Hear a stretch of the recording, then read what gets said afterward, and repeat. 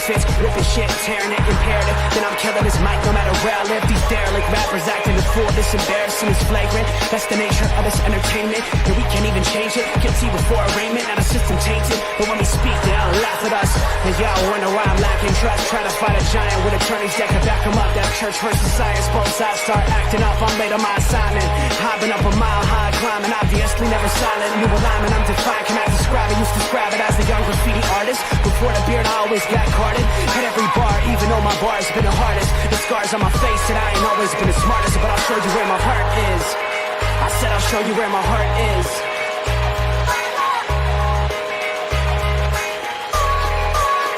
I can show you where my heart's at. See it on my sleeve. Even if the beat stops, my soul will not leave. If I never stood tall, nobody will ever see. I can show you where my heart's at. See it on my sleeve. I can show you where my heart's at. See it on my sleeve. Even if the beat stops, my soul will not leave. If I never stood tall, nobody will ever see. I can show you where my heart's at. See it on my sleeve. I can show you where the type of guy that would ride with the breeze. I'm higher than most people. I'm cold and icicle freeze. I'm liking to Mike Tyson. I'm a bison, a beast. I'm hot like Jamaica, like right by the beach. My pops is from a spot where they're fighting for peace. 8 years old, out there watching people fight in the streets. All these sirens only make the violence increase. Yeah, we're still not loving police. It's that bright young American, nice, dumb, arrogant. Tight on a mic, but he might need a therapist. Heart full of kerosene, head full of fairy tales. Said that you're my homie, you don't know me, but I know you very well. Roll back on some West Coast shit. This whole track is wetter than your dress code kiss. About to hit the track, running on some retro fit. I guess so lit, I guess so bitch, now let's go.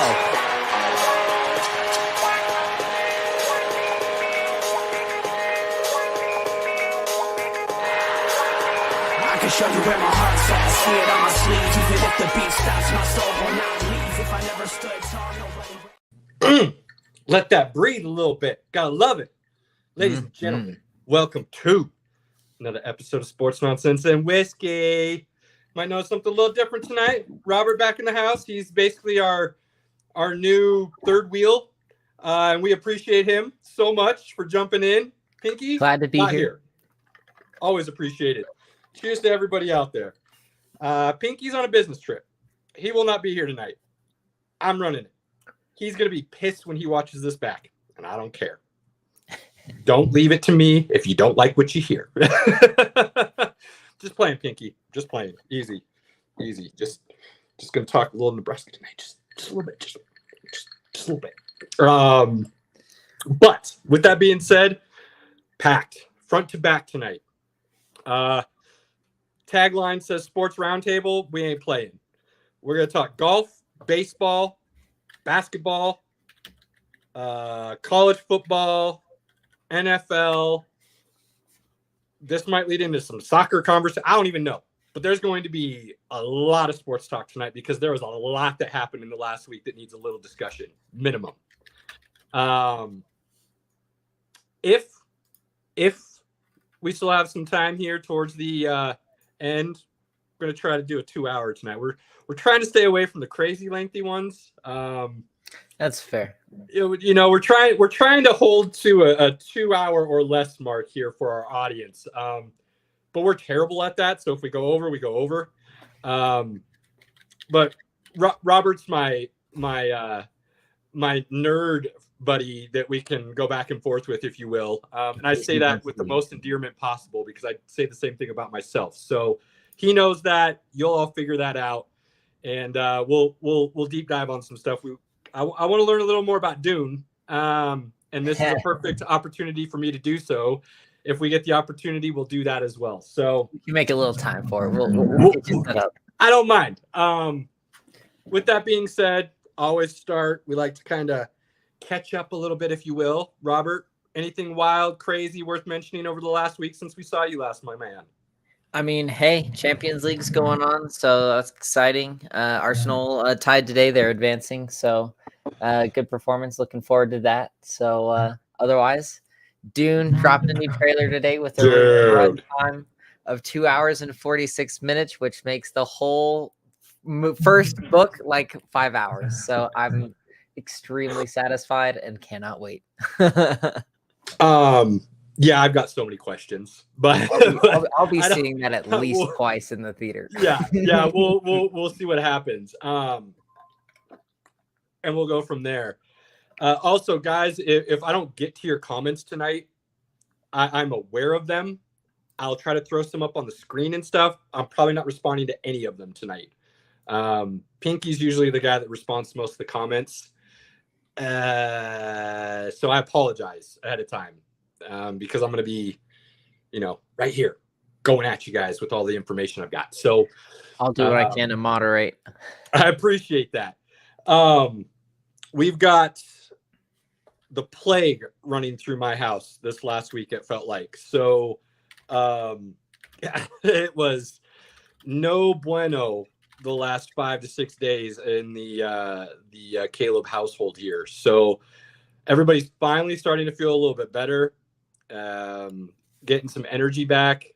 So I am grateful for that because we did not do hardly anything this last week, and the household needs to get out back into the world because some of us are going a little bonkers, and the 2-year-old is ready to slay everyone if he doesn't get to start having some fun again. So anyone out there that has a toddler, you can definitely relate to the little terrorists that they can become when they do not get their way. But for anyone that doesn't have one and is thinking about maybe having one in the future and is unsure after that comment, I promise you it's all worth it. You just gotta learn some negotiating skills and know that they'll never work, and it does slowly get better. And, it's all about the long game. I like that. That is a very good way to put it with children. So I poured a little large tonight. With everything going on to talk about and the way my last week was, I felt it was only fitting. I also poured the good stuff tonight because I'm drinking some Kool-Aid and I'm really hoping it's coming true. So I might be celebrating a little early, and I'm hoping that's not going to be an issue. We'll see. So, yum, yum, yum, yum, yum. To get started, we're going to go straight to golf to jump in here. And really the only golf news to talk about is, kind of big. I think it's really actually huge news. And that is Mr. John Rahm decided that live money is pretty tasty now. And if they're going to pay me $600 million to come jump onto that live tour and abandon the PGA, there is nothing that the PGA is doing right now to hold him back. So he left. Wild. John Rahm, after saying he wasn't a big fan of the format, live wasn't really doing anything to grow the game. The few other things he said, but he never really condemned live like some of the other guys did, namely Rory McIlroy, Brandon Chambly, and a handful of other guys. He took the money and ran. Now everybody's all of a sudden not John Rahm fans, and they're talking a bunch of smack about him and how he's taking blood money, and the hypocrites are so loud again. And it is so frustrating to me to deal with stupid. I can deal with uneducated. Uneducated is fine. That's somebody who has an opinion and then sees new information and is willing to adjust that opinion. I'm good with that. I'm also good with after you educate yourself and you get all the information, you still don't agree with me. Good with that. Just back up the reason you don't agree with facts. And people who are coming at any of the live guys saying they're taking blood money and I want nothing to do with them is not dealing in facts. They're hypocrites with an opinion that is not based in fact and is just plain ignorant. This is why I say that. 3 of the PGA's biggest sponsors. Now I'm just picking 3. Take any 3 of the biggest sponsors you want from the PGA. Really don't care which 3 you pick, as long as they're in the top 5. Guess where they're at? They're at Saudi Arabia doing business. They're in Saudi Arabia continuing to do business. And then the PGA does business with them and takes that money. That's a little hypocritical if you're going to bash the players and live.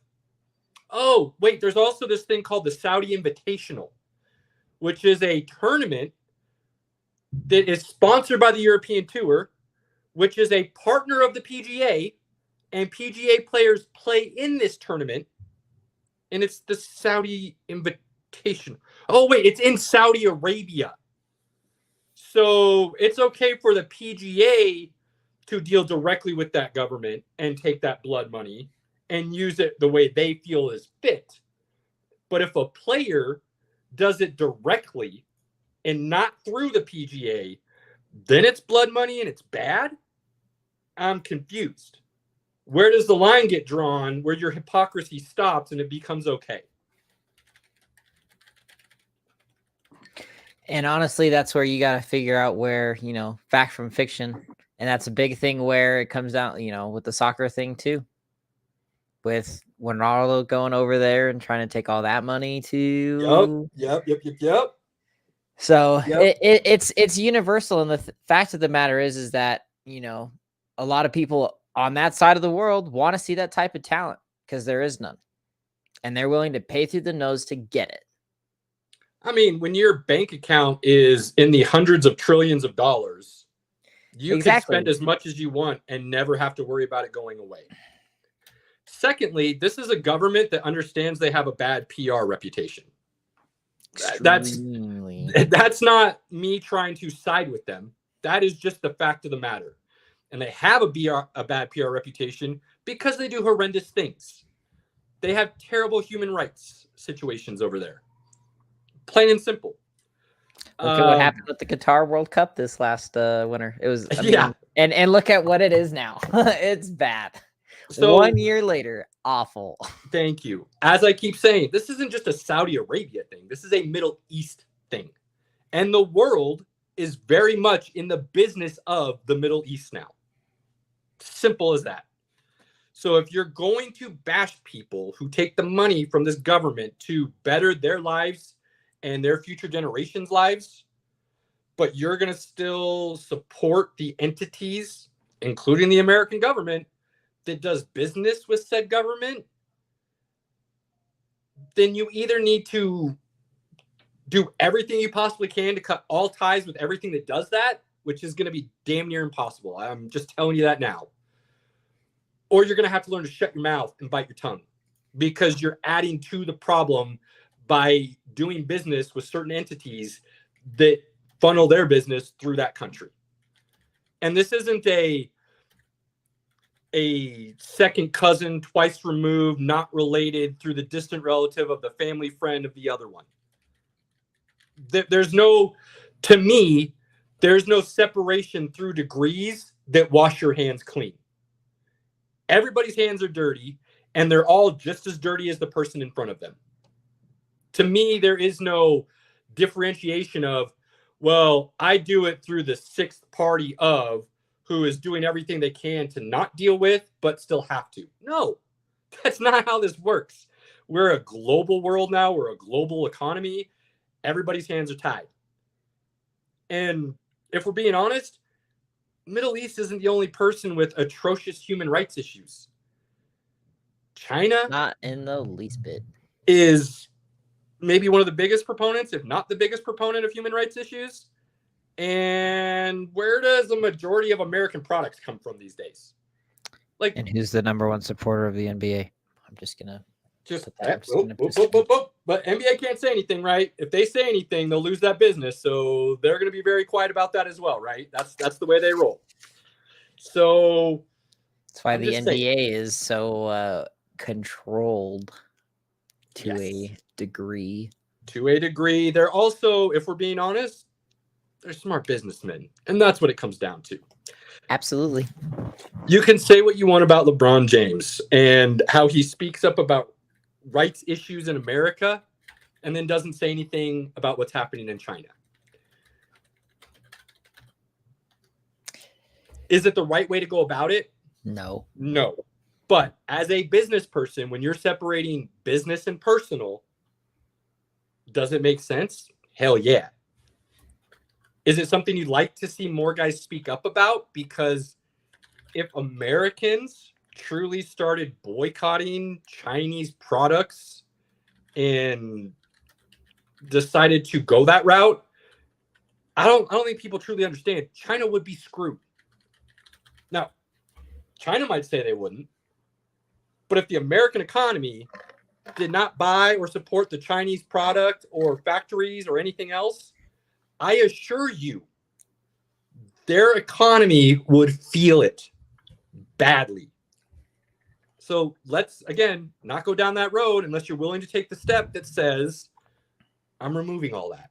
And if you're not going to remove all that, then start thinking about it a little bit differently. And I'm not going to say this is the right way to do it, but Nike is my favorite apparel, period. No questions asked. I am very aware of their history and record of sweatshops over in Asia. I am very aware of what that means and the conditions that they have. I will also say, though, if we're going to deal in facts and we're going to be honest about the situation, if Nike pulled out all those sweatshops, those people have it worse off, most likely.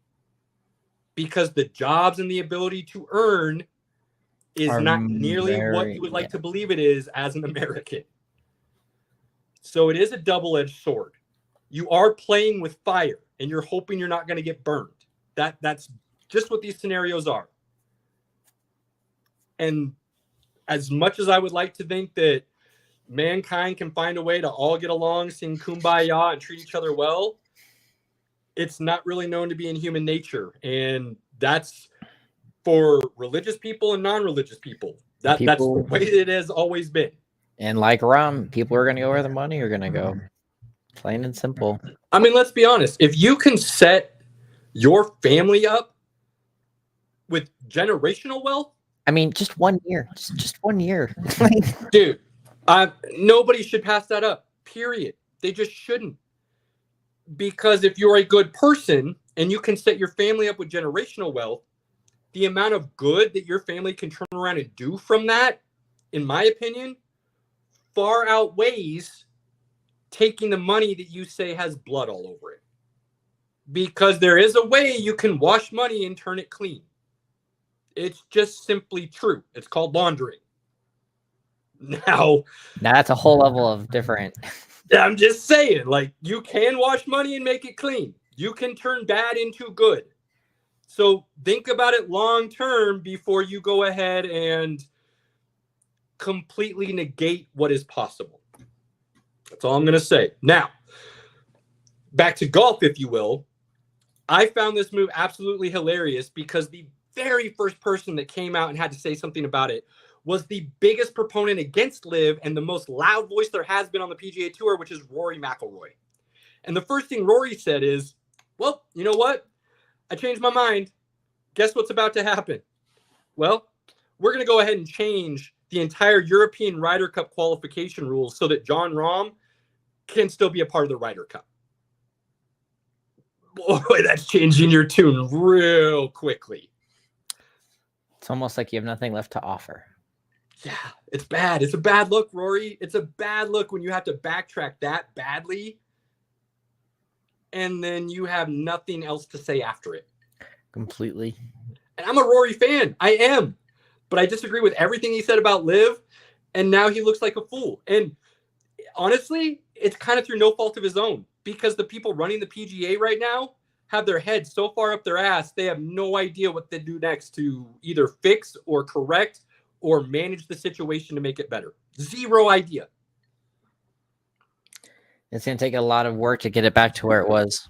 Oh, man. Just, it's terrible. It's terrible. So I am very much under the assumption that we are right now watching the slow and painful death of the PGA. Because the more they push, the more that PIF is going to turn around and say, you know what? I got another $400 million to throw at somebody. I got another $100 million to throw at some bottom tier guy that I don't really care about. But if it takes the top 25, 30 guys away from the PGA Tour, nobody's watching that shit anymore. Nope, everybody's going to start watching LIV. And then guess what? All the majors are going to have to turn around and be like, you know how we haven't made a decision about LIV players yet? Yeah, well, we made our decision. They're all allowed in. We're good. Don't worry about it. Which, I mean, I watch Phil Mickelson anyway, so I'm excited. Yeah, I like it. So PGA, you are one more indecision, not bad decision, one more indecision away from burning yourself to the ground. Now, I got somebody here who's going to jump in. I am very excited for this boy to join us tonight, and you'll all figure it out real quick. But I think he might have something to say about this golf situation as well. So let's bring to the stage our boy Cam. How you doing this evening, my guy? It's nice that to join this Husker podcast without Pinky.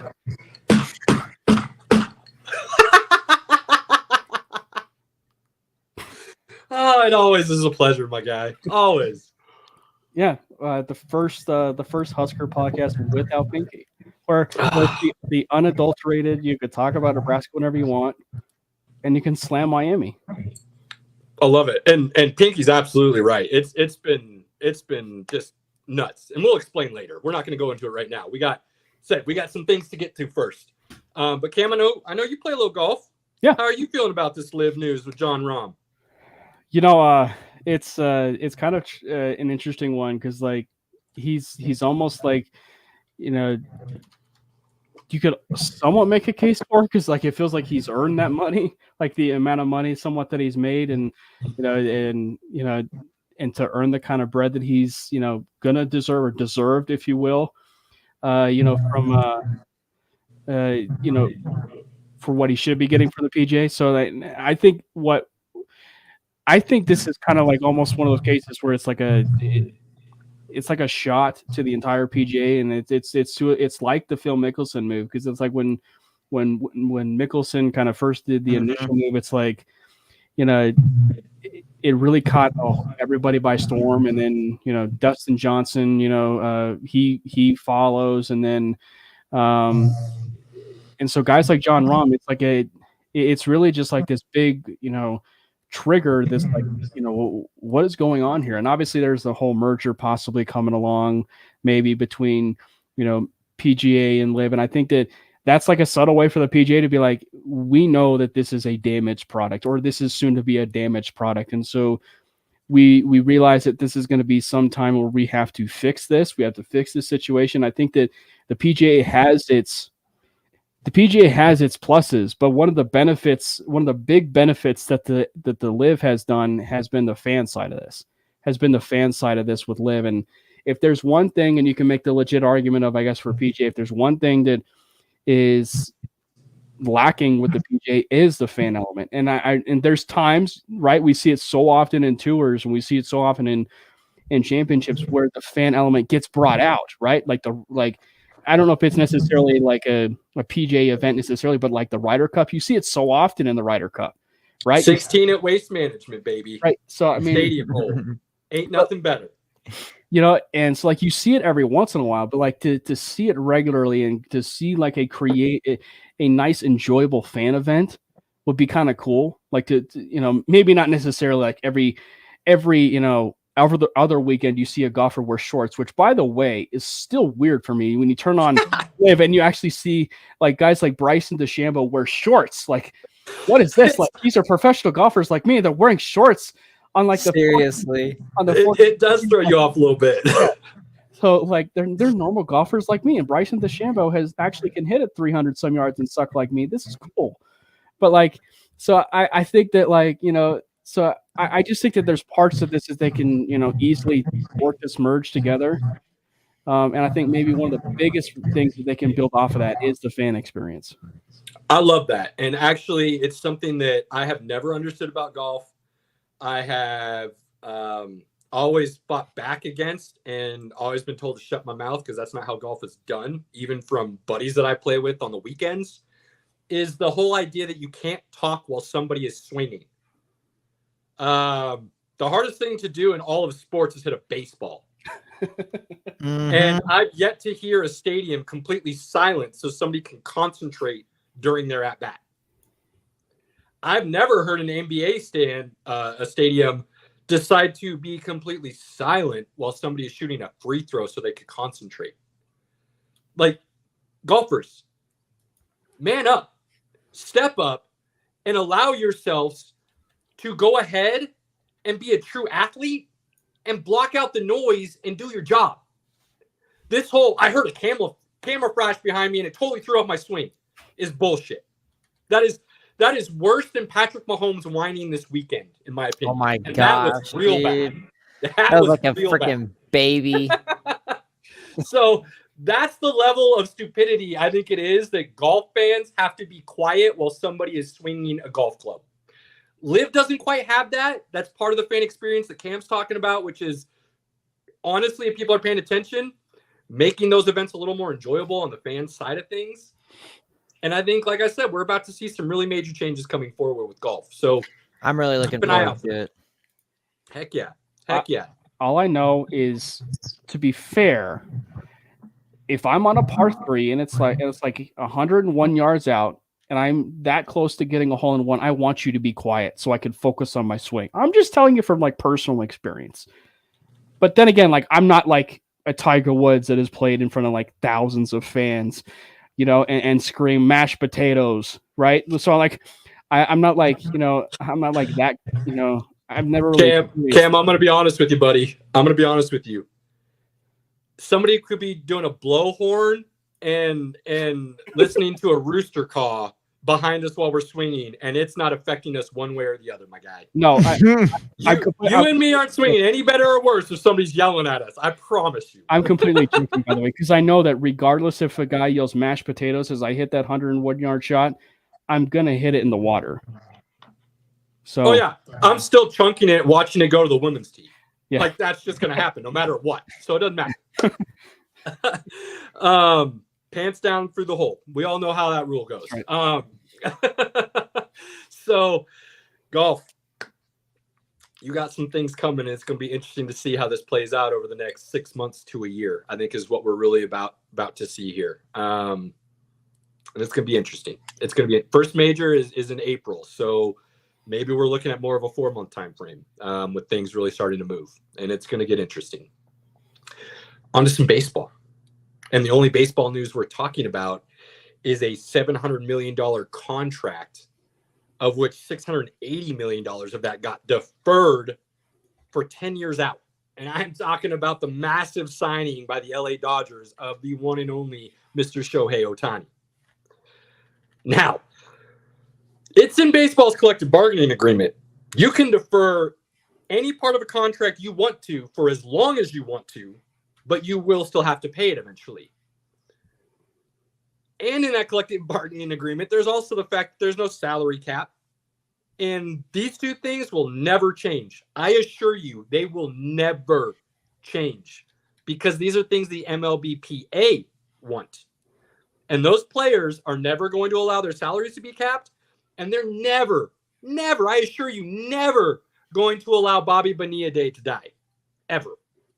July 1st, baby. Everybody knows it. It is a golden day. And now it's going to be Shohei Ohtani in 10 years. And it's going to be $680 million. And here's the other crazy thing. This is Shohei Ohtani's idea by all reports, which means this man is brilliant. This man is a genius, and you need to listen to everything he tells you. Absolutely. Because this man is playing in California, where he would have lost 65% of that $700 million if he had taken it all right now. Instead, he's going to get it after he retires and is no longer living in California and residing in that state. Japan. That's right. And he's going to collect a majority of those funds now. Oh, and there is nothing baseball or any of their fans can do or say about it. Nope. And I love every part of it because when something implodes on itself through its own faults, I sit back and watch and laugh a little bit because people have told you the issue, people have told you what needs to change, and you ignored it. So baseball, you are putting yourself in a position. I fully believe this. And I know all the baseball people will hate me for it. And I don't care because you always hate me for my baseball takes. But you are watching baseball putting themselves in a situation where if this continues, the game will die as we know it. Because now that Ohtani did it, I assure you, there will be major implications going forward of more stars wanting this to happen. And it is going to put teams in positions where they're not going to be able to return from, in my opinion. And When you get to the point of no return, we all know what that means after that. Completely. It's going to be interesting to see how this unfolds over time. Yeah, and I think all of our reaction was like, the initial reaction was like seeing the 700 million and like, oh, like just like, oh, this is happening. This is the deal that is actually happening. I think that like when you see it from the standpoint of like Shohei's perspective, I think like the best way to describe it was to remember that he's a pitcher and he's a hitter. And so when you factor in the overall deal, you combine basically 350 and 350, that's $700 million. So it's just like, so if you combine both, I mean, it makes sense the way that business, went about it as far as like giving him that kind of deal and then smartly deferring the money. But like, it is a game-changing contract, because also now you're talking about maybe, and Caleb, I think you and I had this conversation before about possibly maybe one of the greatest players that we've ever seen in Shohei Ohtani. And so like having this player get this kind of deal, I'll use a football term, a dual threat player for baseball purposes. Great reference. Like a dual threat, player for baseball. And like when he signs a deal like this, it sets a precedent for other players, guys probably from Japan or guys that are, maybe coming up from high school. And I think that like, that's one of the things is like, I've said it before, Shohei Ohtani is, funny enough, he is like bringing back what ML teams are scouting, because like, when a high school coach has you probably playing, or even Little League, they have you basically pitching and hitting. So it's just like, it's just kind of funny how things are coming full circle, but like he's setting a precedent that you can have this. And I think I even heard something along the lines of like, where he may not necessarily be starting, he may be coming out of the bullpen. And I think it's like, there's ways to offload and do some load management with the way things are going with possibly like a pitcher and a hitter. And I know it on the surface, it's always sounded crazy because no one's ever seen, it done, but with the way that Ohtani's been able to do it, you probably will see more players do it. You will see more, players, go the route of like, okay, I will be a middle inning reliever if you need me, but like I will, jump in on a pinch and be the DH every once in a while and get enough at bats that I can win another MVP award or something, or, so I think, there's going to be a precedent that, that certainly takes place. And I think that, for Ohtani, it's just like, yeah, I think that, and again, like kudos is like, he gets it.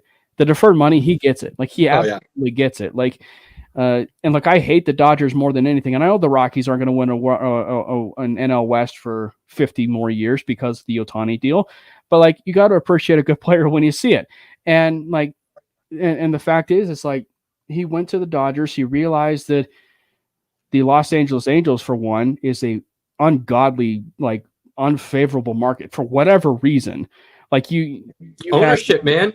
When ownership is that terrible, it ruins everything. It just is what it is. But like it shouldn't be that way, right? Like, you guys probably have seen the Angels, right? Like they had Albert Pujols at one time. They had Josh Hamilton at one time. They had a great lineup throughout the years, and it just fell apart. Exactly. They had Mike Trout and Shohei Ohtani, and they can't win ball games. They had Mike Trout, Albert Pujols, and Josh Hamilton at one point in the lineup, and they never could make it work. So I mean, it's like, so for some reason, the marketability, and this is also, to be fair, this is like Bud Selig. This is what's his nuts that I refuse to even say his name. The marketability of where things are going is just really terrible for where they've been able to not market the Los Angeles Angels as much as they have.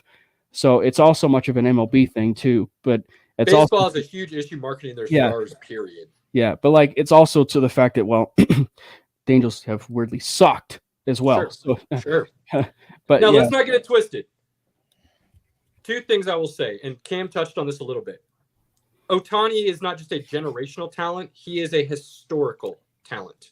So let's not twist that around. I don't want to hear anybody talk about, oh, he tore his UCL, he had Tommy John, he's not pitching him. I assure you, he will come back as just as strong a pitcher.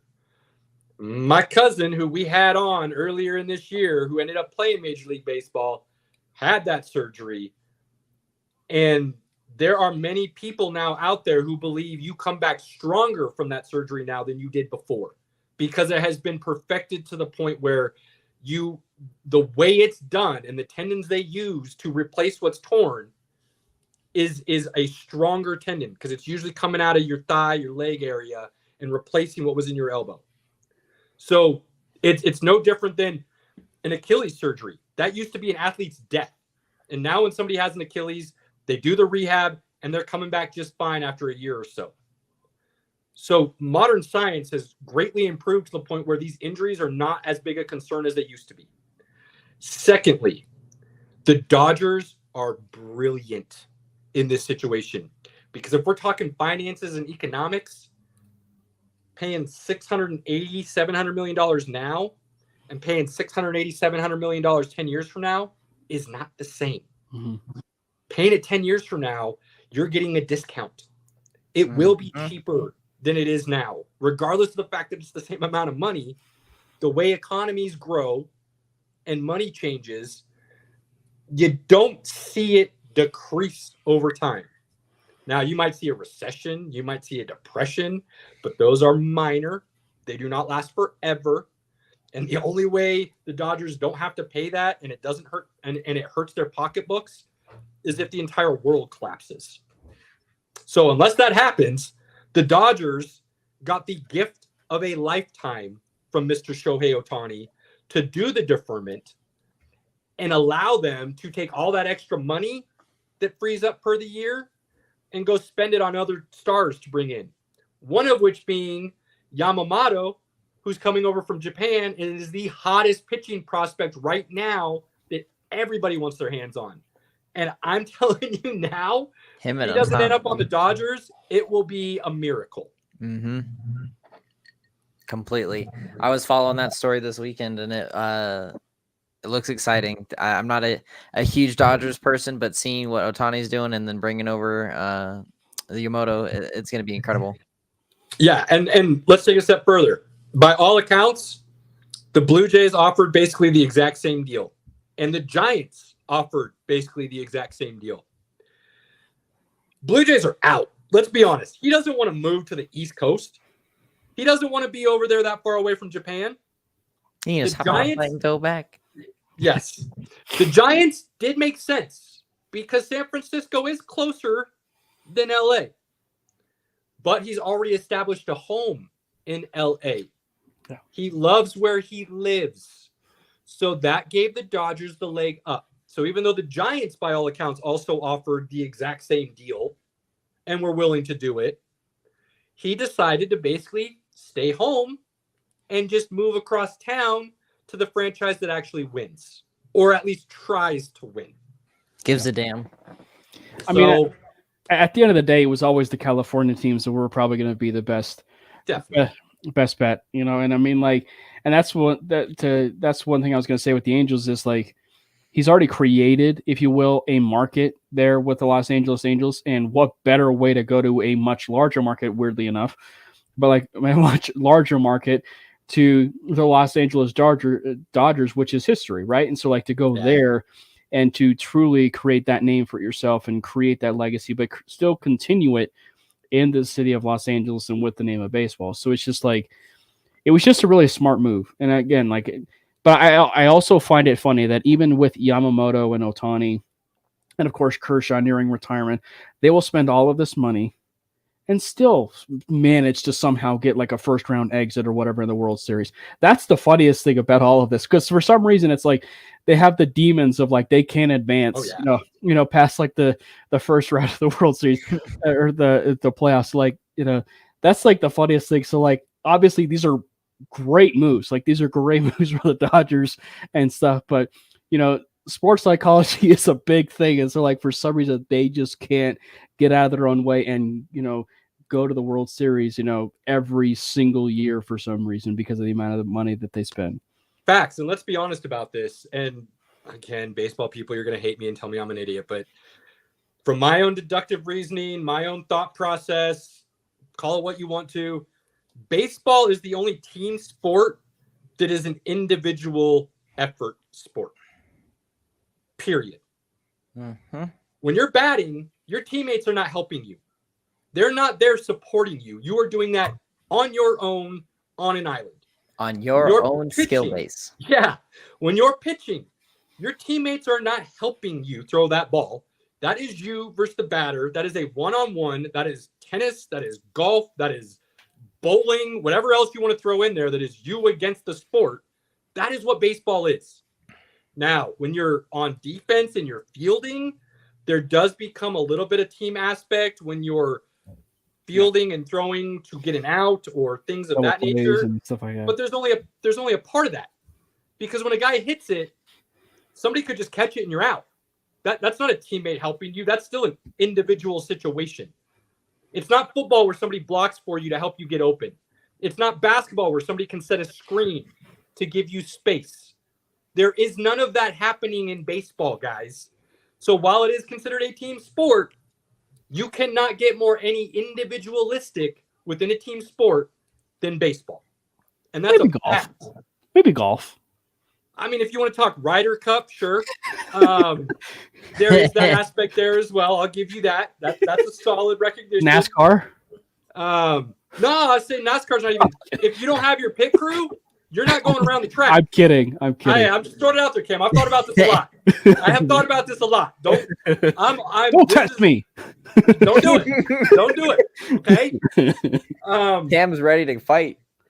So it's wild. It is a wild concept. Yeah. And baseball traditionalists and baseball people in general have a hard time rethinking the way I'm trying to process the way the game's played. So whatever.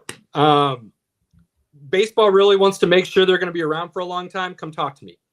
Otherwise, you guys are in this slow downward spiral of continuously losing fans because you're unwilling to modify the game and evolve as time goes on.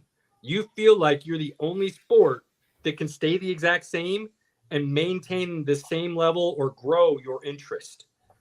And if you look at any other sport in the world, no other sport in the world has done that. None. Maybe cricket. I don't know, because I don't understand cricket, and I have a hard time getting into anything that can last for an infinite amount of time and not have a winner. That's hard for me to get behind. So that's why I've never really truly learned cricket, because of that aspect. Now, I know there are a form of cricket that does have a beginning and an end and a winner and a loser, but even that's hard for me to get behind. So cricket and rugby are about the only two sports that I don't quite understand the rules for. Rugby I will be learning. Great. I will be learning rugby. It has become a necessity of mine, I've decided. I don't know if I'll ever get behind cricket. If it's the only sport left, we all know how I feel. I've got a buddy who used to play. If you want, we'll bring him on for rugby, and you can get a good 4-1-1 dial in. That's happening, Robert. That is happening because I feel like an idiot that I don't know that game, and I need to learn it. I'll message him right now. I'll let him know. If there's not a real life scrum on that actual podcast, it's rugby never happened. The rugby conversation. Oh man. Okay. All right. This might have to be an in-person night. We'll really get down on this. I like it. All right. So that's the baseball news.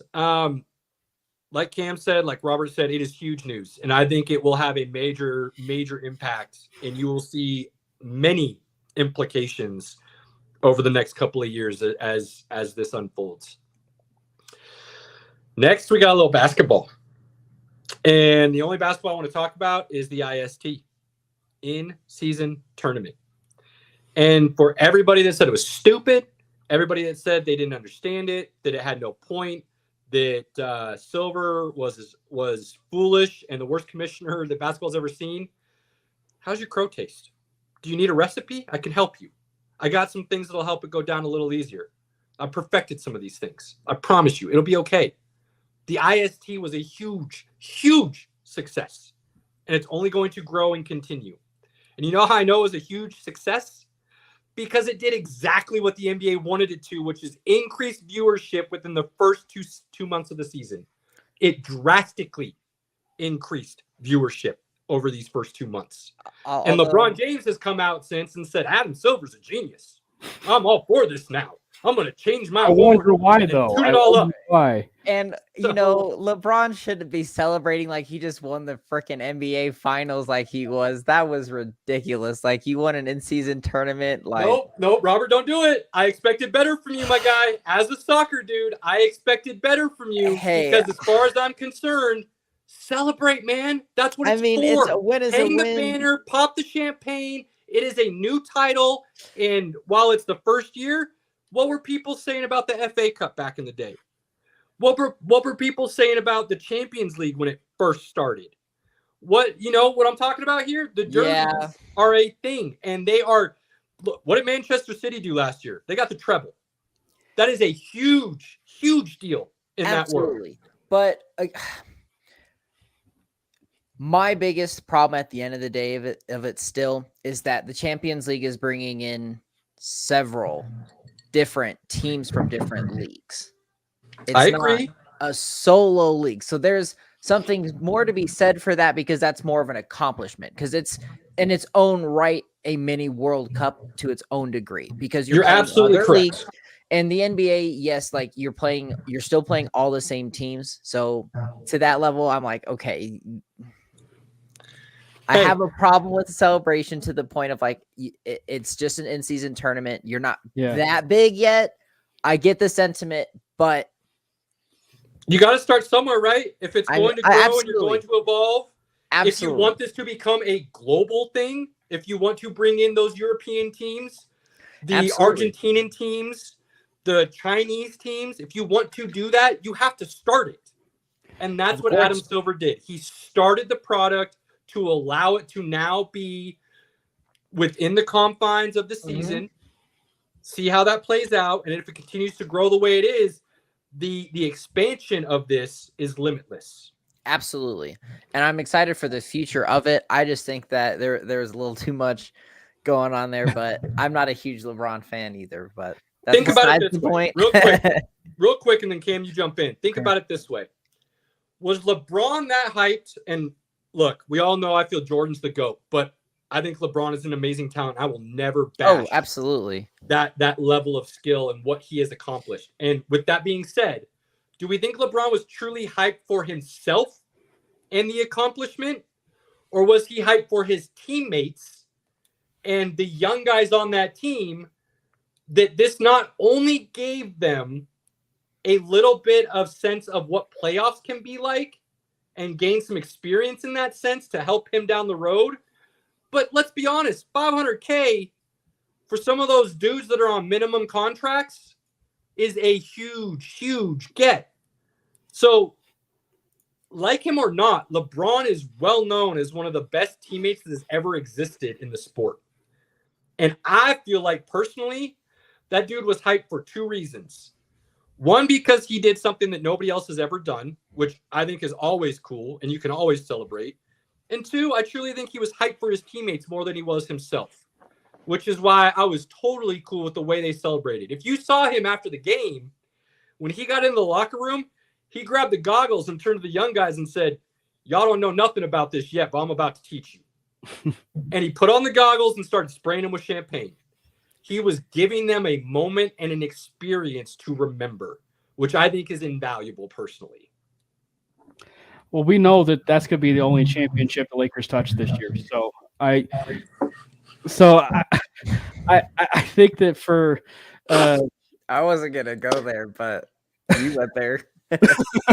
But like that, but that's the thing. And so I guess maybe that's why they went to the lengths that they did, so that that's the only championship they're ever going to touch, so that they might as well, react the way that they did, and celebrate basically like they've won the NBA championship. And I get it. Like, I think that like there's ways that you can work around it, ways that you can possibly make it, a little bit better. And I do think the in-season tournament is a really good idea. But I'm a little curious as why it maybe happened in, say, like the beginning part of the season versus like truly like at the middle point of the season.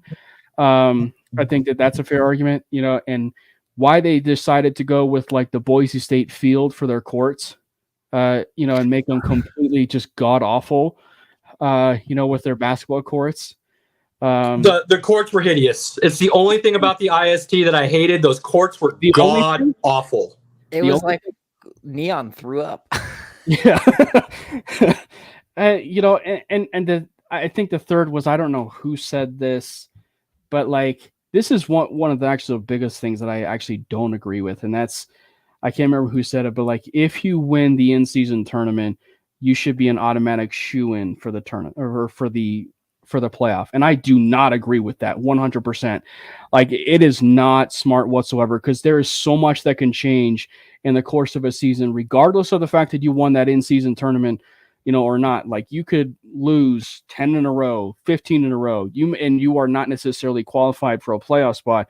And just because you won the in-season tournament does not mean that you necessarily qualified for the NBA, playoffs. And so, while yes, it's your bubble championship, if you will, or your, in-season championship, and we're going to celebrate it as like it's this big thing.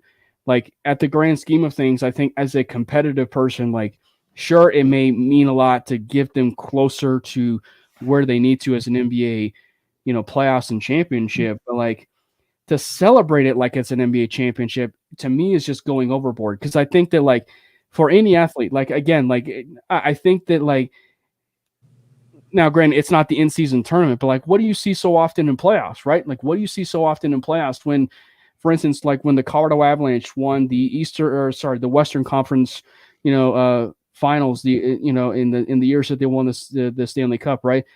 They hardly ever celebrated. You know why? Because they had an end goal in mind.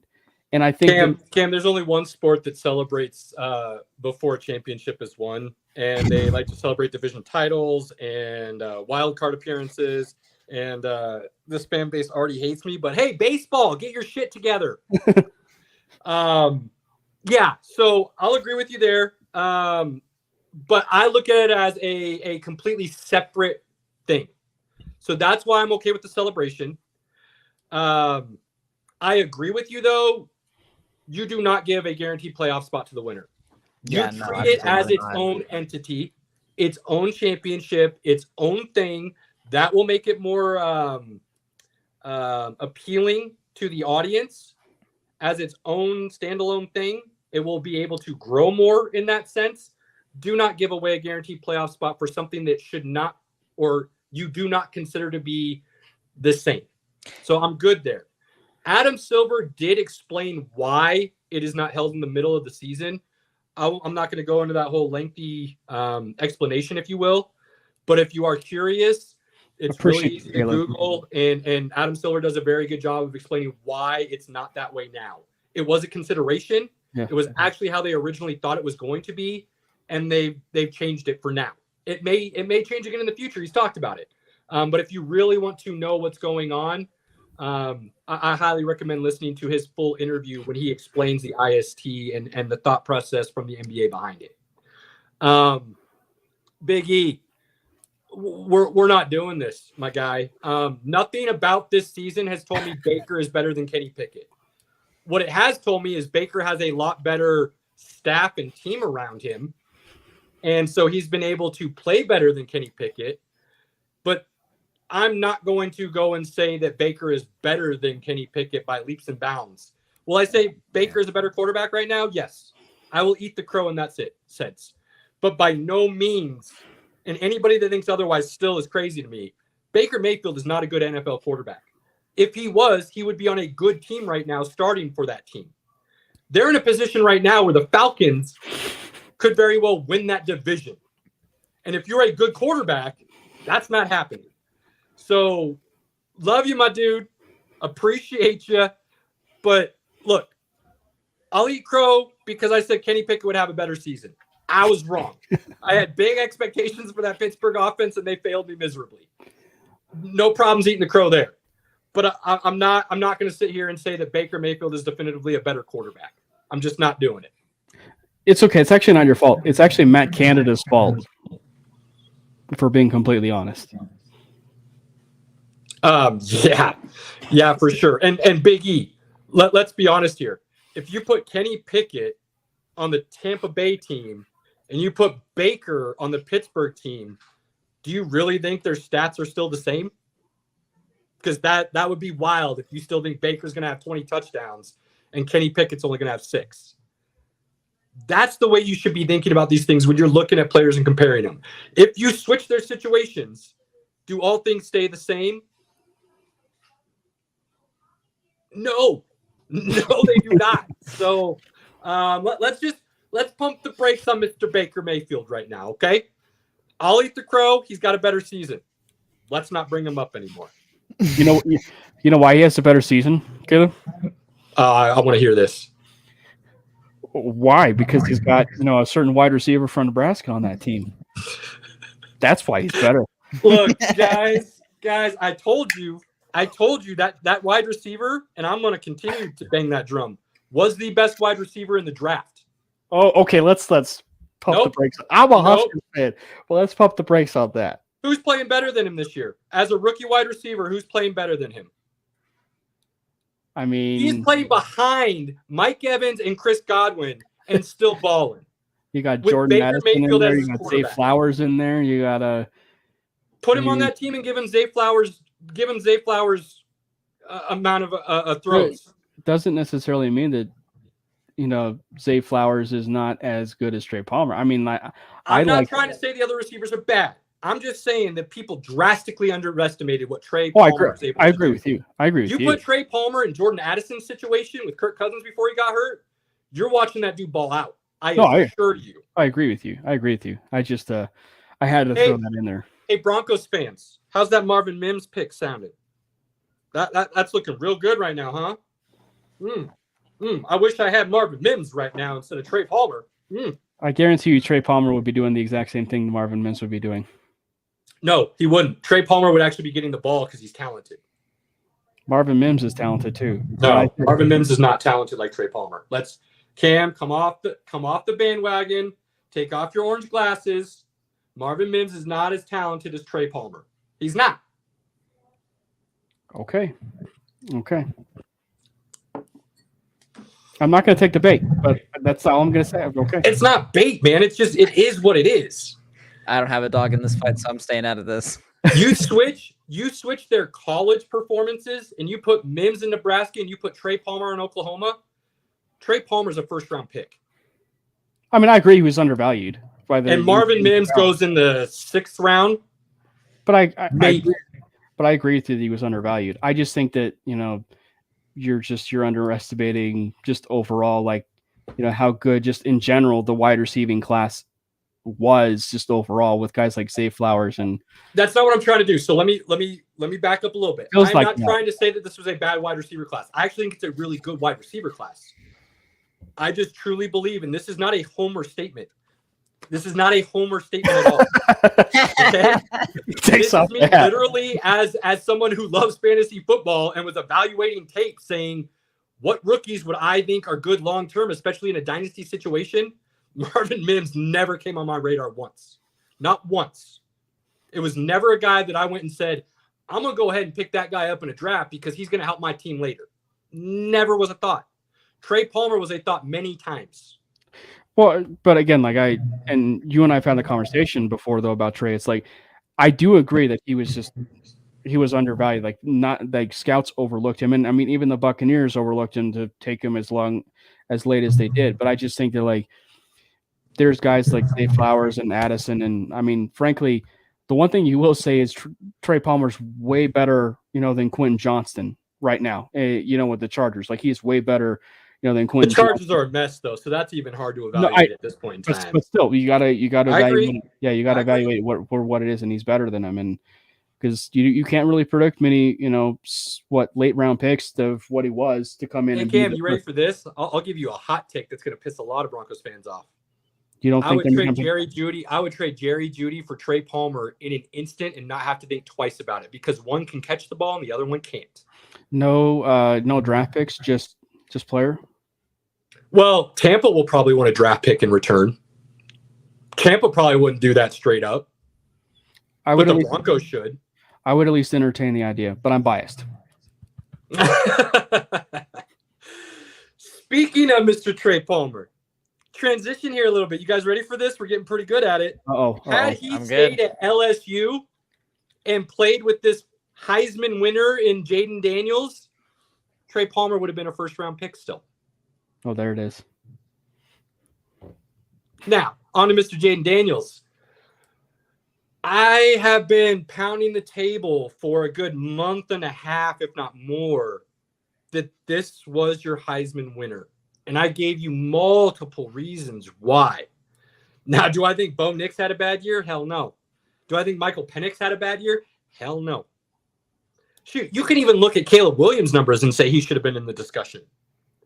But when you look at what Jaden Daniels did for that team with that defense, had he not been on that team, you would be talking about an under 500 LSU. What he did for that offense, for Neighbors as a wide receiver, the numbers he put up, the yards he threw, the yards he ran for, his completion percentage, his touchdown to interception ratio, they were absurd. Absolutely absurd. And I think the SEC is overrated. Top to bottom, it is not nearly the best conference in the land. It is way overhyped. It is so hot, top heavy with Georgia, Alabama, and possibly LSU that they rise the entire tide. But man, what he did this season was absurd, and he fully deserved the honors. Yeah. I mean, what do you say, Robert? Honestly, with the Heisman situation, I think with what Jaden Williams did and what he was able to bring for LSU this year was incredible, because without him this year, they would have been lost, I think. And it's hard to say, because when I came into the Heisman conversation late with Caleb and Pinky, so I kind of had to play catch up with all of it. Mm-hmm. And honestly, my thoughts on it were, I personally thought it was going to be Washington, which is the quarterback's name escaping me. Penix. I really thought Penix was going to take it. I personally thought he had a better cohesive season overall. But again, at the end of the day, Williams really had it. Jaden Daniels, sorry. Jaden Daniels really had it. And just because of what he was able to do for LSU just on his own. And I think that was really the standout factor.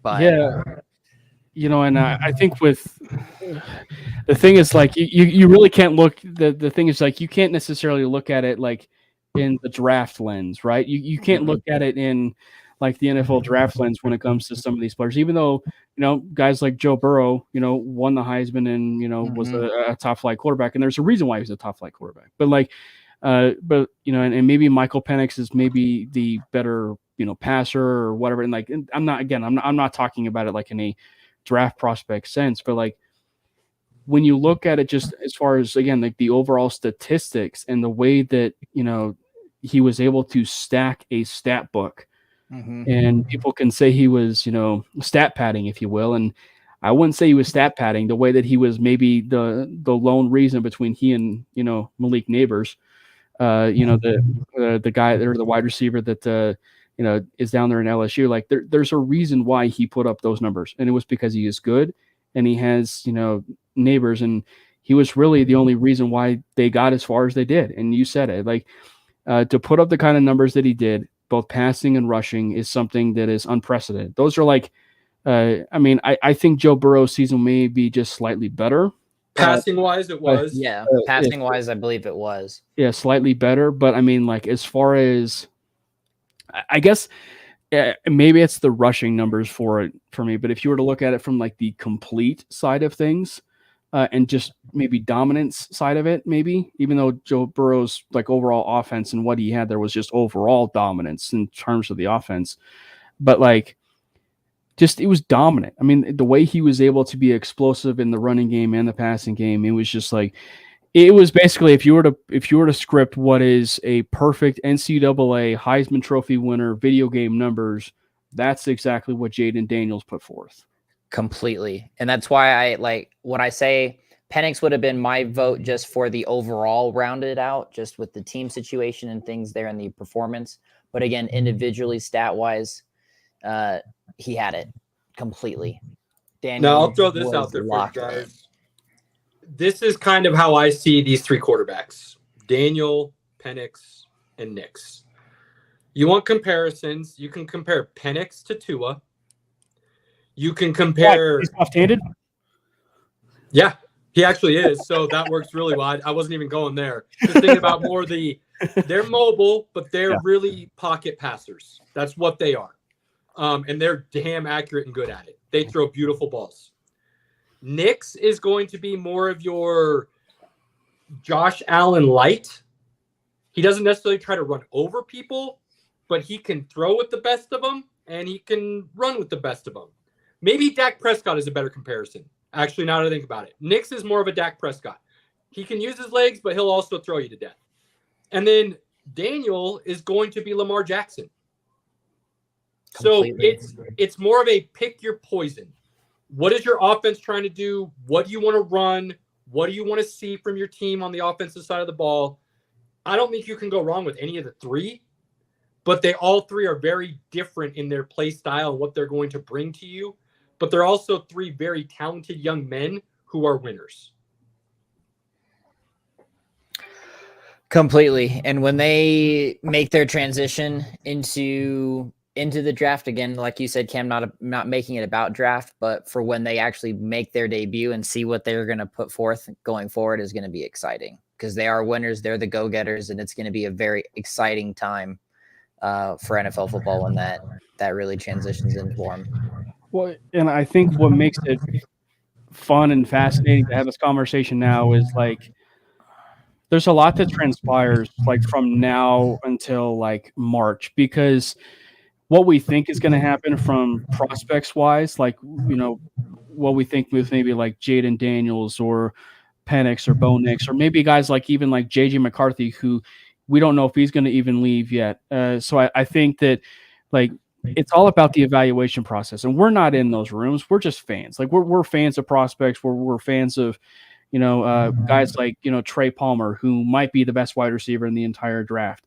So I think that, like, you know, as far as just, you know, just in general, like when you're looking at prospects, we do have our favorites, right? Like we do have our favorites. And I think it's certainly possible that a guy like Jaden Daniels, and while I said what I said, is that like it's possible that not necessarily the Heisman Trophy winner, maybe the first overall or anything like that, it's still highly likely that the NFL views him more as like the you and I had this conversation too about like Anthony Richardson. Like we loved the CJ Strouds of the world. We loved the Bryce Youngs of the world, but we all agreed who had the highest ceiling of that entire draft class, and it was Anthony Richardson.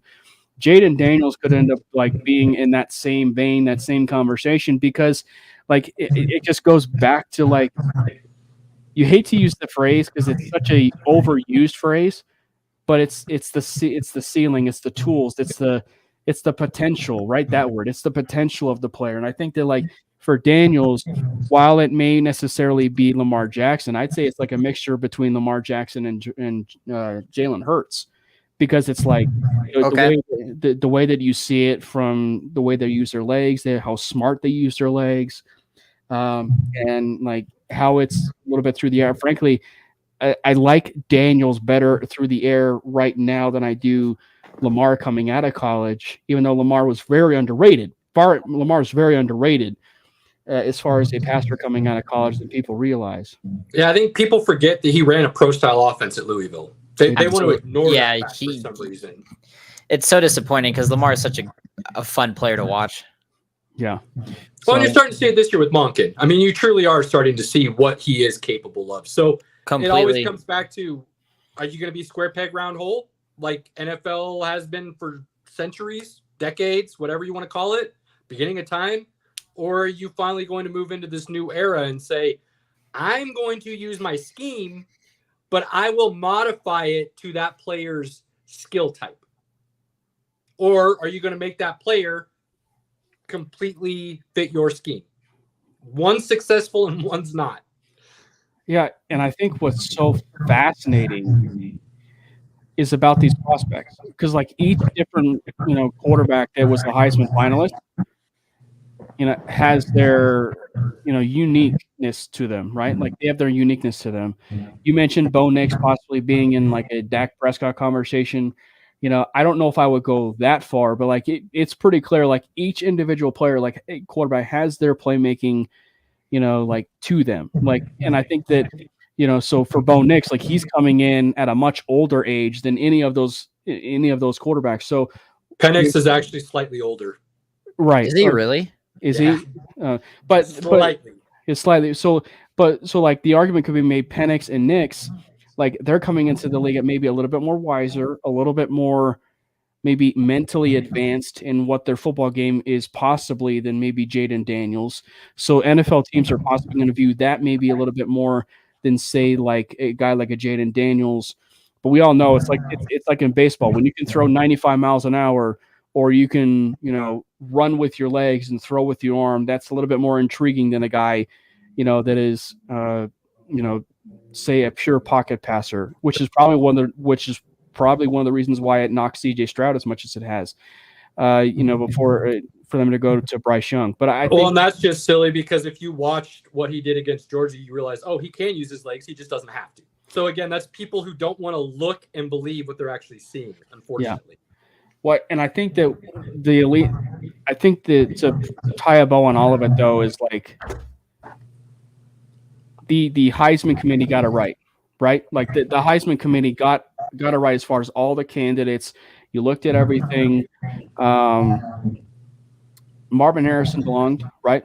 Because, there's a legit argument that he could have been the Heisman because he was probably the entire offense. As much as, some of those other players get slept on a little bit, like a future, Nebraska quarterback, like gets slept on a little bit. Like he was their offense. Like he was their offense. I think Malik Neighbors did get screwed a little bit in the overall wide receiver conversation. His numbers were better than Marvin Harrison. And the Washington wide receiver too. And I always draw a blank on his name. Dunsi or something like that, or Uda Wanze, or something like that. I always butcher it, and I apologize.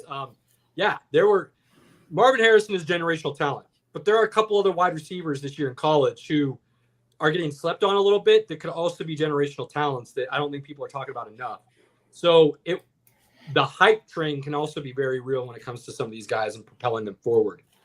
I will say this as we end, and I'll just kind of throw it out there as a bold prediction if you want to, but I believe there are 5 quarterbacks going in the first round in this year's draft. The 3 that were Heisman finalists, Drake May and Caleb Williams. I believe all 5 will be first-round picks this year, and I personally don't think a team can go wrong with any of those 5. I think the potential and the ceiling is high enough that is very well worth the risk to draft them within that first round. You're saying Penix is top 5? I'm not. Yeah. As far as top 5 quarterbacks coming out, yes, absolutely. Okay.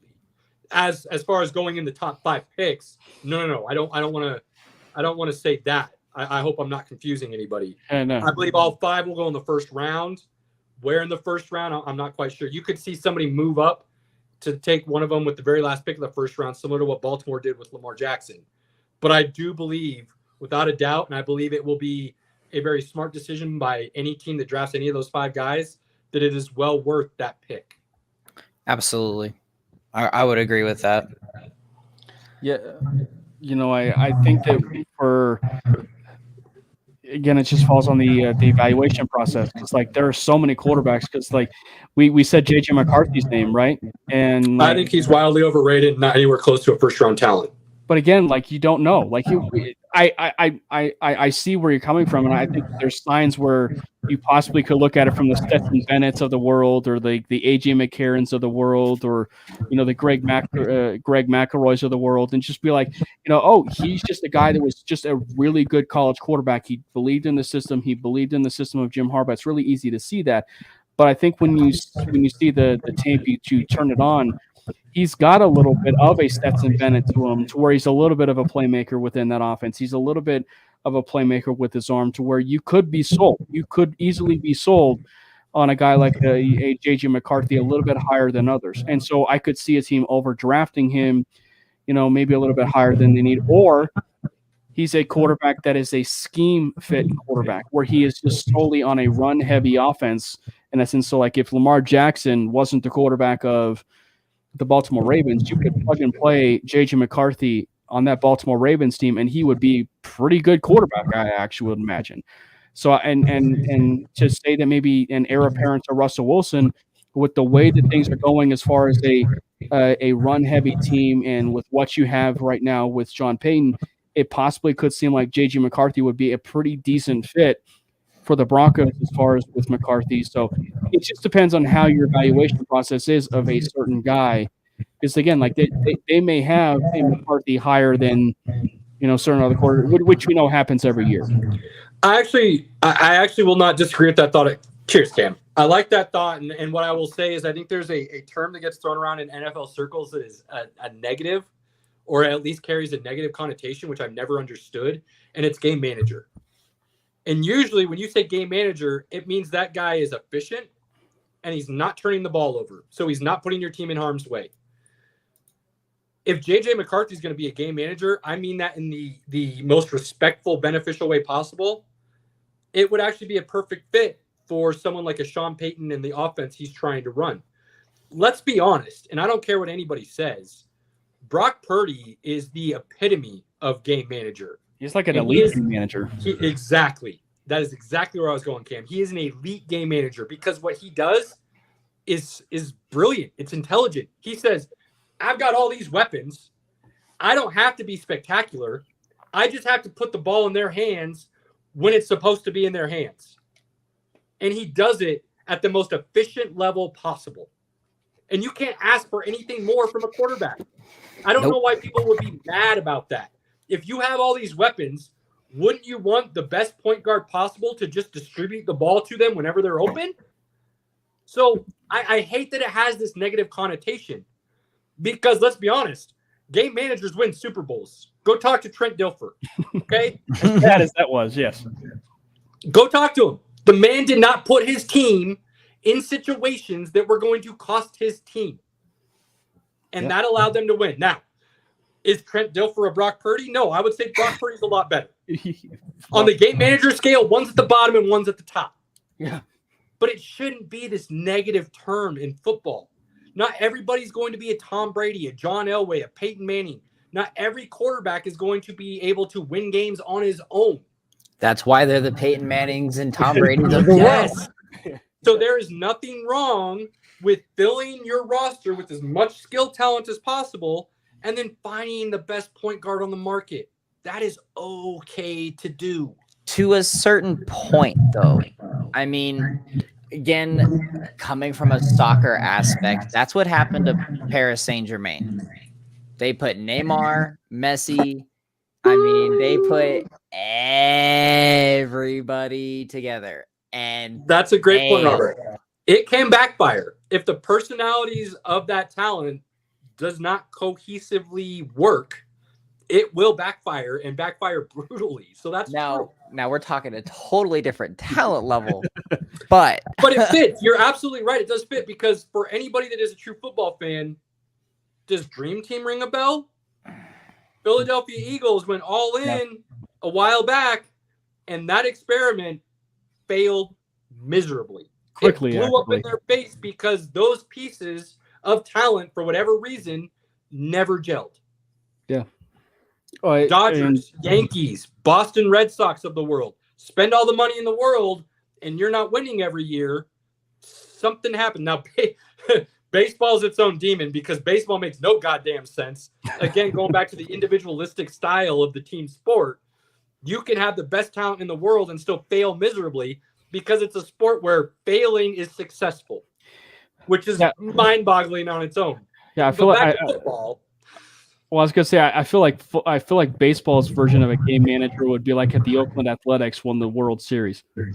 Actually, it's a great example. That money ball, that analytical kind of thing is a good comparison in that situation. Yeah, for sure. like and analytics, it's great, but like you never see in baseball like a money ball team truly like win a World Series. You can come close, They're great stories. They're great baseball stories. You maybe want to root for them every 5-15 years, but they're certainly not going to win a World Series. And I'm actually surprised you didn't say Tua as far as, possibly one of those quarterbacks. But again, like that goes back to that system because like Mike McDaniel comes from the 49ers system. And so it's just like, and so like, it goes back to that fit. And I think maybe that's one of the reasons why maybe this is one of the reasons why I think a guy like a Michael Penix, I've always felt like he's a first-round talent, personally, like my opinion. And I think that, and I know for a fact that the way that teams operate, they will look at his age and they will be turned off by his age because that's just You're right. You're absolutely right. They will. For some weird and pathetic reason, teams always do that. They always look at the age. Doesn't matter that he's 23 and he could still play 15 years. Right. For whatever reason, if you're not 19, it's a downfall. I mean, Garrett Bowles lasted until as long as he did because, of his age. And, to his credit, he didn't. Yeah, man, that mission year will really mess you up. Yeah. But it kind of docked him a little bit. And to the point where there was really, I would imagine, like only one team that wanted him, and it was the Broncos. And so far, it's actually. And let's be honest, that all the other teams probably made the right choice. but so the point though is that like age is like a little bit of a turnoff for them. Like it's a little bit of a turnoff for and especially in terms of like maybe the most important position in all the sports being the quarterback. So you want to make sure that you do nail it. And so guys like Bo Nix or Michael Penix, like those guys like may get over evaluated and or maybe like underevaluate, I should say, like underevaluate, where they don't even really look at him and they'll look at some of those guys that maybe have the higher potentials of the world or something like that. So I think that but as far as Penix, to circle back on Penix, I think that with what you're seeing with Brock Purdy and the success of Tua Tagovailoa, I think you see a little bit more of teams have more of a precedent in taking a chance on a guy like Michael Penix. At least I would. Granted, all three of us, as we know, we know ball. So we at least know what we're talking about. We're not an God, I'd like to think so, Cam. Sometimes I feel like the people don't want to listen, but God, I'd like to think I have at least a little bit of knowledge. The only time I don't know ball is, when it's a Monday night, my team's not playing. But so I think that I could see teams the way that Purdy is playing, the way that Tua is playing. Granted, it's a 49er system. I get it. But I could see them looking at it from the standpoint of this is an efficient quarterback. And he played his balls off this year. He played exceptional football at the end of that year. And Kim, I apologize. I want to jump in before we move too much further from something you just said here. You talked about system. Again, that seems to be another negative term that gets thrown around in NFL circles for some reason. Oh, he's a system guy. Oh, he's only good because he's in that system. How about the rest of you quit bitching about the system and saying he's only good because he's in the system and figure out how to make a good system yourself? How about you do that instead of complaining about the guy in the system? How about you recognize that the system is brilliant and it's making talented guys better and adopt the same ideas? Hello, Mike Shanahan, down to his son Kyle, down to, I don't know, some guy that won the Super Bowl a couple years ago in McVay, to some guy down in, Miami who turned around a franchise, to, how about somebody else up in Minnesota who is a generation removed from that and coming from McVay, still running the same system? The system works. So why wouldn't you adapt to it? Sorry, Cam, I didn't mean to interrupt your thought process there, but I thought you saying that was kind of along the lines of what we were speaking about. No, you're fine. It's how it is in soccer too. Each club has its own culture, and if you can't mess with that culture, well, gonna have to figure out a new situation. It blows up in your face fast, just like PSG. Yeah, Exactly. absolutely. I still what a Go ahead. What do you got? Oh, you stuck. I still was hoping when all that happened, I was like, man, this is about to be dream. How did they ruin soccer. that so epically? How did you just, dude? Not just that. It's not just that you had all that talent. It's the fact that you took arguably the greatest soccer player in the history of the world sport and ran him out of town. How do you have Messi and the fan base and the organization treat him so poorly that he doesn't want to play for you? Yep. How is that possible? You done fucked up. That would be like, yeah, man. That would be like Boston turning on Brady. Like that's unthinkable. Unthinkable. And they did it. Mm-hmm. Yep. Wild. Wild. You know what else is wild, Cam? Somebody broke Twitter last night. They did. And if you're a sports fan, there is no way you got on X and did not see a story about Nebraska. Pinky, I'm sorry. I know you hate it. I can't help myself. I am fully aware of it. I have told you time and time again when it comes to Nebraska, hope springs eternal until I'm proven otherwise. I will always drink the Kool-Aid. I don't know how else to explain it. I was born into it. It is literally in my blood. I cannot take it out of my DNA. Nebraska is something I was bred into. Broncos are something I chose. There is a difference, okay? I can't help it. I had so much Kool-Aid last night, I almost didn't sleep from the sugar. How many times did you blow up my mentions last night? Dude, you're the only guy I can talk to about it, Cam. My brother wasn't responding to anything I had to say. I needed somebody else to vent to with everything that was going on. I couldn't help it. I'm sorry. So what was this this thing that you're talking about? And you're not talking about one specific thing, right? You're talking about maybe one of the biggest cherry on tops of the whole. We're talking. And I'm not exaggerating about this. College football fans, sports fans as a whole. There's no other way to say this except for the fact that if everything that is being talked about behind the scenes comes to reality with Nebraska, you are about to witness the biggest takeover and the biggest offseason in college football history. I'm not trying to say that with hyperbole. I'm not trying to exaggerate. That is literally what is happening if this all goes down. Yeah, and frankly, like it's the biggest flip. It's the biggest flip. Well, okay, it's the biggest flip on the recruiting side of it since Travis Hunter flipped from Jackson State to CU, right? As far as the recent stuff. But if you're looking at it just from the sure team to team, Nebraska's is bigger. You know, the reason why I say that is because, like, and again, I may be saying this because I'm biased, because I'm 100% probably am, but I'm going to try so hard to use my logic on this. Nebraska is flipping, at least likely. That's the buzz. That is the significant buzz that is going from director of recruiting from 24/7 to On3 to all these other sites to rivals. Yeah, everybody.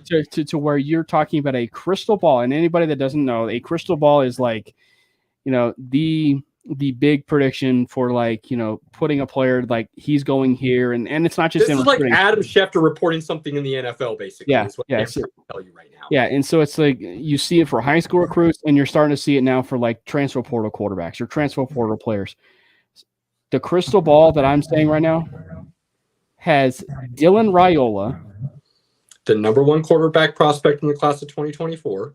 The number one quarterback in the class of 2024, flipping from the back-to-back NCAA champion Georgia Bulldogs to come to Nebraska. And it's worth mentioning that one of the only reasons why this is such a big story and why it's so logical of happening is because of that Raiola last name. Anybody that does not know, Raiola is a Husker legacy. Dominic Raiola was a center for Nebraska in like I want to say it was like the 80s to the 90s, and mid 90s. That bad boy was on the greatest team in the history of the sport. Yeah, he was maybe to a certain extent maybe the best center in Huskers lore. And frankly, let's also, you know, call like it is. He lasted in the NFL for like many, many years with the Detroit Lions. He was their starter for the Detroit Lions for many, many years. And just because the offensive line coach is his uncle, Donovan Raiola, doesn't mean that that Dylan Raiola was automatically going to come here. So to Dylan's credit, he exhausted all of his options. And in doing so, he committed to Georgia. Like for what in this whole cycle is, and in a matter of a week, Nebraska gets a commitment from the only other quarterback that they offered in this cycle, Danny Kaelin. And so now you're talking about a situation where Nebraska is not just where you're not just talking about a situation where Nebraska is not going to be landing just Dylan Raiola and not just Danny Kaelin. What's the other part of this news, Caleb? Wait, Cam, wait. Hang on. I'm building a house. Damn it. You're telling me that Nebraska, that everybody said was dead, will never be able to resurrect the brand, will never be able to be in the national spotlight again, will never be able to compete on the national level. You're telling me there's more news than just flipping the number one recruit in the nation? Are you telling me there's still more to what happened? There is so much more popcorn. What? There is so much. What's going on, Cam? Who else is happening? What else is being talked about?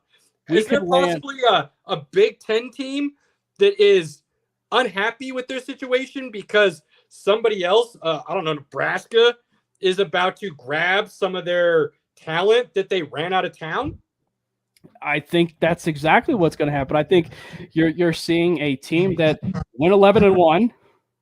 And if you were to put this certain quarterback on the current Nebraska team, you're talking about that team actually going bowling with the way that current constructive where things were going. So who am I talking about? I'm talking about Kyle McCord. Kyle McCord, the former five-star quarterback out of the, I want to say it was 2020 class, 2020 or 2021 class. He is expected to land with the Cornhuskers, but that's not all. We're going to get another. Wait, there's more? Wait. We're not just, so we got the number one recruit flip possibly going down. Then you're talking about the number one quarterback in the transfer portal by some standards flipping to Nebraska, and you're saying there's still more? In the top 10, maybe not one or so, but top 10. I just on somebody's list. I'm not saying overall, but there are some people out there who say he is the number one transfer quarterback on the market. Yeah, but he was a former five-star. Like that. Let's not. Oh, he is? Yeah. What? Talent wants to play at Nebraska?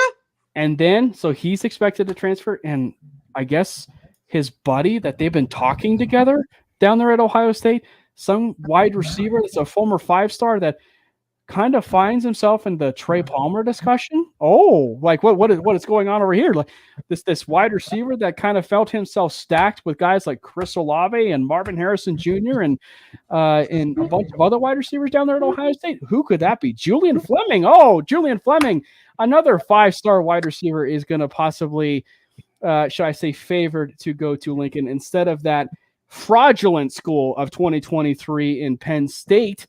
That is the, right. So he's not expected to go to Penn State. He's actually going to go to Nebraska. So you mean to tell me that,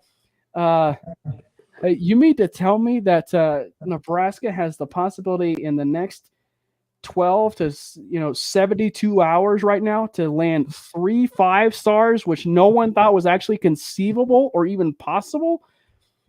Wait, not just land 3 5-stars, but take them from arguably the two biggest names in college football right now in Ohio State and Georgia. I mean, I'm drinking the Kool-Aid. Nebraska's going to beat CU by 2 scores next year. I'm looking forward to this, and it's going to be in Lincoln. Like, oh man, it tastes good. Let's go ahead and throw this out there. And I know, Pinky, you're going to get mad. If you're listening to this, you're already fuming. You probably turned it off. I get it, my guy. You're my boy, Blue. I love you. But here's the deal. You, along with many others, said this is no longer a brand. You, along with many others, said there is no recovery from where they were. You, along with many others, said NIL will ruin Nebraska. You, along with many others, said they don't have what it takes to compete anymore with the big dogs. Well, hey, guess what, boy? I told you you were wrong. And the plain simple fact of the matter is they could get none of these players. And the fact that this was even a conversation proves you were wrong.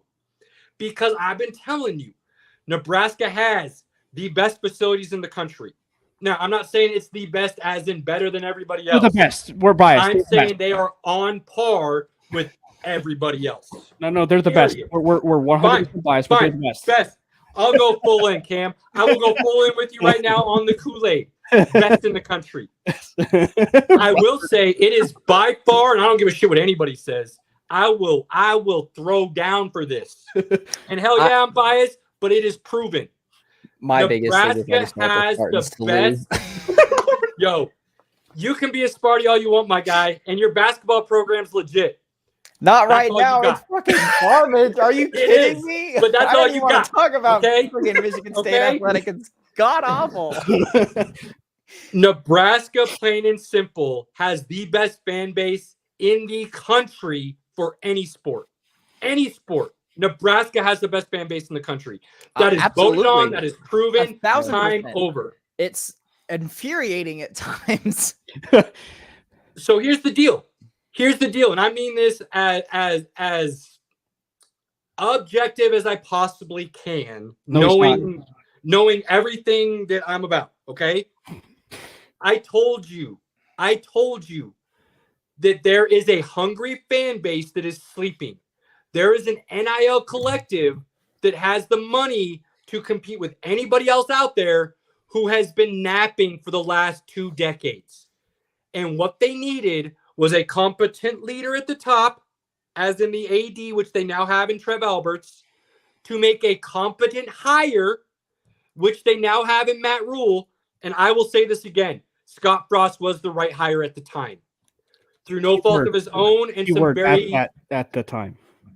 For some very personal situations that he went through, choices that were made cost him some things. And I'm not going to go into the whole story right now. You want to go read about it. Just know that Scott Frost failed at Nebraska, not because of what was on the field. It was behind the scenes personal issues, his dad dying, that dominoed on him. Okay. That's we'll leave it very real. Okay. Matt Rule's the dude.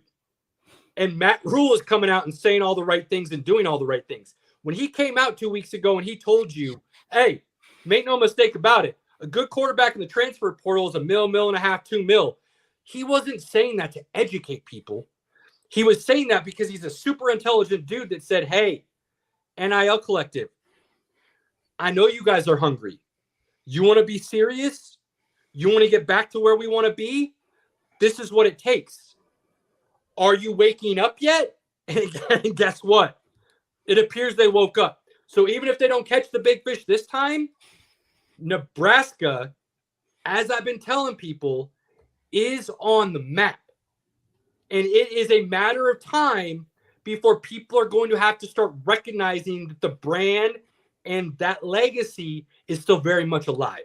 Yeah. And I think that I don't know where it happened, that there was a misconception going around that Nebraska didn't have the resources or, didn't have, the things in place to bring in some of these big recruits. Like there's a reason why, and as much as it was a failure for Scott Frost, one of the quotes that I will always resonate with me is when he was actually on Bustin' with the Boys. And he did say, like, our thing isn't so much like the resources.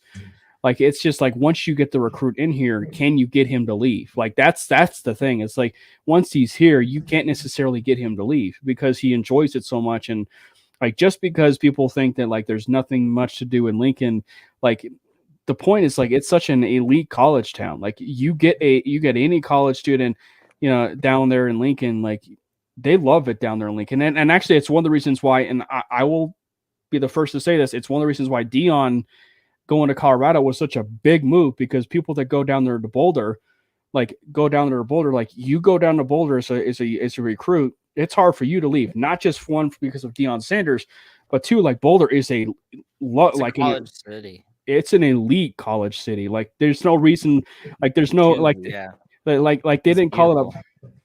They didn't talk about, you know, it being a party city for the longest time, right? Right? They didn't get a chance to talk about it for the longest time, right? You know, and so, but I think that like as far as like Nebraska is concerned, like that's the thing is like people have this misconception about the resources, and again, like that's where like kudos to what's being built by Trev Alberts, and I think that like, you know, what is being built by Trev Alberts, I think not a lot of people understand. I will never understand why he caught so much crap early on for what he had done at what was it, Nebraska of Ohio or something like that. It's his former University of Nebraska Omaha. Cam, it really, and this is side note, we'll say it really quick and we'll move on. It really had to do with, namely, him cutting the wrestling program among a few other programs within the football program as well, that were successful. But basically what happened is he looked at the budget and realized things had to change, unfortunately, and he made a very tough call. Right. He's doing the same thing in Nebraska. He's trimming the fat, and he's not playing games. Well, but that's my point. It's like we're looking at it from the standpoint of like, you know, he's looking at it and he's realistically seeing, okay, these are some of the big things about this, you know, the foundation of this university, and like how can we possibly make this better? And the 1890 initiative is one of the best things that this could have possibly happened out of this university, because you know you're starting to see a lot of boosters, a lot of, you know, sponsors being rolled into this university, led by none other than Scott Frost's best friend, Matt Davison. You know, so I mean, like the 1890 initiative is a big deal, and I really hope people that are not just, you know, Huskers fans can educate themselves for a little bit and realize that, you know, the recruits that are being rolled in, like Dylan Raiola, Kyle Record as a transfer, and possibly Julian Fleming, this is actually a big shockwave to the entire NCAA, because the moment that this does happen, and that's the rumors that it's going to happen, that it does happen, you will see a huge shockwave with NCAA, not just from the teams, but the future recruits that are going to be happening, because the moment they see that and they see the rule is going to be forking in that money, the resources, and that 1890 initiative, they will want to play for a university like that. And then when the results start following, you will see Nebraska be in the same situation that Texas is now. Like it's, I mean, like the way, because like Texas was down in the dumps for a while. Absolutely. And now Nebraska is going to find themselves into the exact situation that they possibly will if they land a guy like a Kyle McCord and a Dylan Raiola, because it does set you up for the future. Exactly. Two final thoughts. Go ahead, Robert. I was going to say that was one of the big things that threw me through a loop the last couple of seasons, is everyone saying, you know, starting to say hook 'em again. And I'm like, wait a minute. What happened here? Because Texas was a no-brainer for, you know, the longest time. Now they're starting to make a resurgence again and really show their worth. Well, same thing with Nebraska, you know, with, you know, people are going to start saying, go Big Red, throw the bones, things like that, because that resurgence is coming back. And I wish that, you know, Michigan State would be able to have some sort of that, but they're going through their own freaking bullshit right now. But that's besides the point. Not needing going on to that tangent, but that is one of the biggest things that I'm seeing, is that with the moves that are happening behind the scenes that you're talking about and following some of the transfer portal, it's a big deal. And I'm really excited for where college football is going with this, because I'm sick and tired of Georgia and the SEC and all of that crap. Well, hell yeah. Hell yeah. And to give props to, you know, the transfer portal, like Cam Ward is one of the quarterbacks like I really wanted. And so Pinky, if you're listening, if you land Cam Ward, you are getting a top flight quarterback in Cam Ward. Yo, not just that. If the U lands Cam Ward, you guys upgraded, Pinky. Yeah. From Van Dyke to Cam Ward is a big upgrade. Van Dyke just signed with Wisconsin, and I'm sitting here confused on what Fickle is doing, because Van Dyke is not somebody that you should have been targeting in the transfer portal, in my opinion. Two final thoughts I'll give you. And I've been telling you guys this for years and you didn't want to listen, but I'll give it to you another way. Maybe this will make you think a little bit. If you think the college that invented the safety barrier for NASCAR doesn't have NIL money, you're foolish. You're foolish. And second, there is a saying, and it is a fact, and it is well known in the college football community for anybody that actually cares about the sport. There is no place like Nebraska. And if you get a recruit in Memorial Stadium on game day and that team is winning, it's going to be very hard for anybody to then get that recruit to get off that campus. Yeah.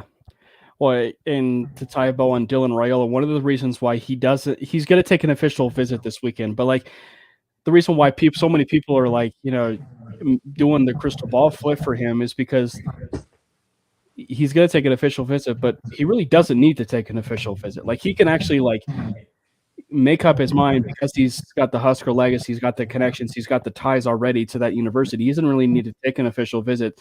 So the reason why he's taking an official visit is one of the reasons, the significant reasons why so many people are like, oh, he's serious. Like this flip is going to happen. And so you don't, and especially we should even preface this too, is that National Signing Day is next week. So you do not make this decision if one, you are truly considering the flip, and two, you already know what your decision of that flip is going to be. And, because Raiola, his top 3 schools were Oregon, Nebraska, and Georgia. We certainly know Oregon's not going to end up being in that mix if they got Dante Moore and they get, Dylan Gabriel. Yeah. Dylan Gabriel. So it was pretty obvious that it was Georgia and Nebraska. So, and it's pretty obvious where things are trending. So, well, let's be honest. These crystal ball predictions aren't guesses, guys. The first person, 24/7 Sports, and I'm drawing a blank on the guy's name. The last name starts with an M. But the head guy at 24/7 Sports who does these crystal ball predictions, the lead for this, his accuracy rate is like 98%. So when he comes out and flips his crystal ball projection, you take notice. Yeah. So, Pinky, yeah, this was way too long. You're absolutely right. But guess what? My guy, I'm telling you now, be prepared. Because if any of this Kool-Aid turns out to be real, we ain't done, my guy. Oh, it's not done. We ain't done. Wait till CU week. It ain't done. The Spartans beat the Huskers this year. That's all I got to care about. It ain't happening, Robert. Hey, it happened this last year, so I can relish in that one victory, okay? It ain't happening going forward, my guy. It ain't. I'm sure it won't for a while. Nebraska was the Broncos of college football. They were a quarterback away. Their defense was top 15. They have skill positions. Mm-hmm. They literally did not have a quarterback. When you don't have a quarterback, shit hits the fan real quick. Let me rephrase. I fully expected to lose that game. So the win was a surprise. Actually, the best way to preface this is that there were actually 2 versions of Iowa in the Big Ten West. It was Iowa and Nebraska. Yes, that is a more accurate statement. And is there a worse fan? Cam, I've talked about this before. You didn't necessarily agree with me. Iowa's not a rival. And we're about to see that play out if this Kool-Aid comes true. Actually, have you seen exactly what I was talking about? Have you seen the message boards already? Dude, Iowa fans are worthless. Losing their mind. Dude, Iowa fans are worthless. I actually believe now that Iowa fans are the worst fan base in all of sports in all of America because they are the most delusional fan base in the entire country. They think they're good. I actually think they do. They think they're great. You're good at wrestling, but going 9-3 every year and losing in the Holiday Bowl is apparently accomplishments. I actually think it's CU, but you may not be far behind. No, Boulder is the worst city in the world as far as people are concerned, and the best city in the world as far as atmosphere as a city on its own. I don't think you can say that about Des Moines. All right, what's your next topic? Moving along, let's talk some NFL, and let's just talk right out. Let's get it out of the way. Let's deal with the elephant in the room. We'll deal with the big story that is, and that's the Kansas City Chiefs, the offsides call, the whining and the complaining. I'm going to give my 2 cents real quick about what I think about it and what I've you better not agree with it. Kind of put together on my own over it, and then you guys got can go caught off. Cheating. Here we go.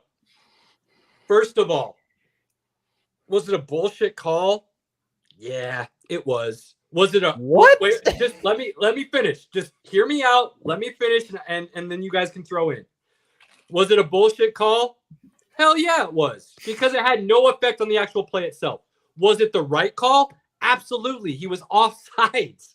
Wait, how is it the BS right call and it's the right So call? call it before the end. This is why. Hang on, I'll explain. This is why I think it was BS.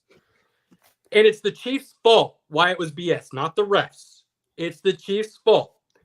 And I think the best way I saw it explained, the more I tried to think about it myself, I saw Greg Olson tweet something that really put it all into perspective for me.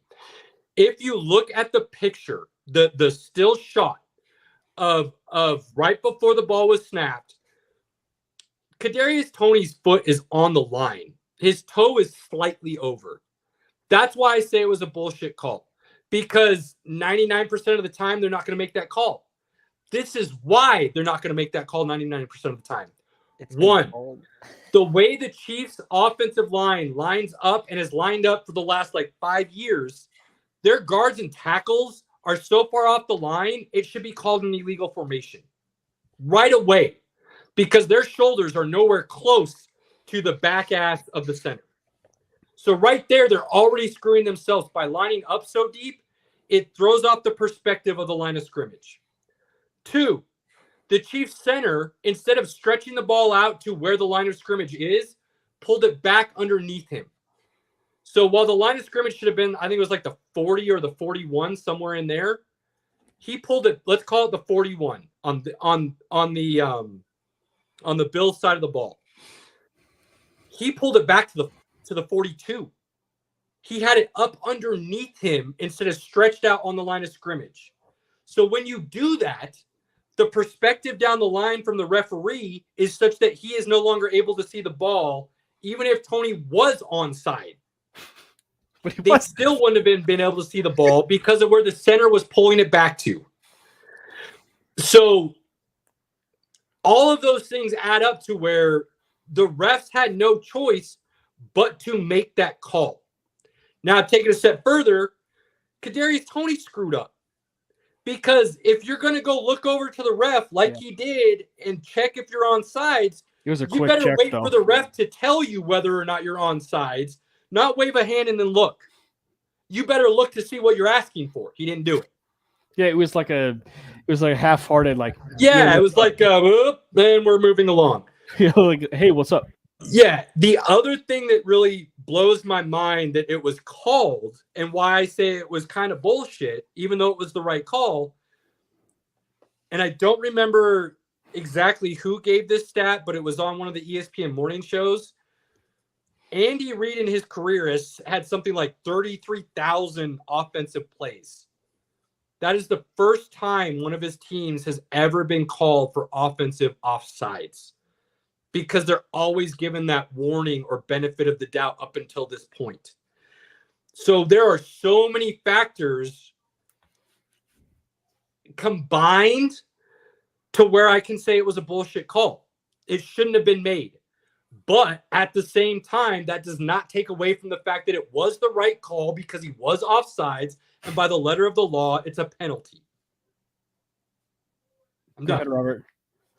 I mean, dude had his own 3 feet of space. There's a point when it's a bullshit call, and then there's a point where there's just blatant disregard for your fucking job. Yeah. That was that.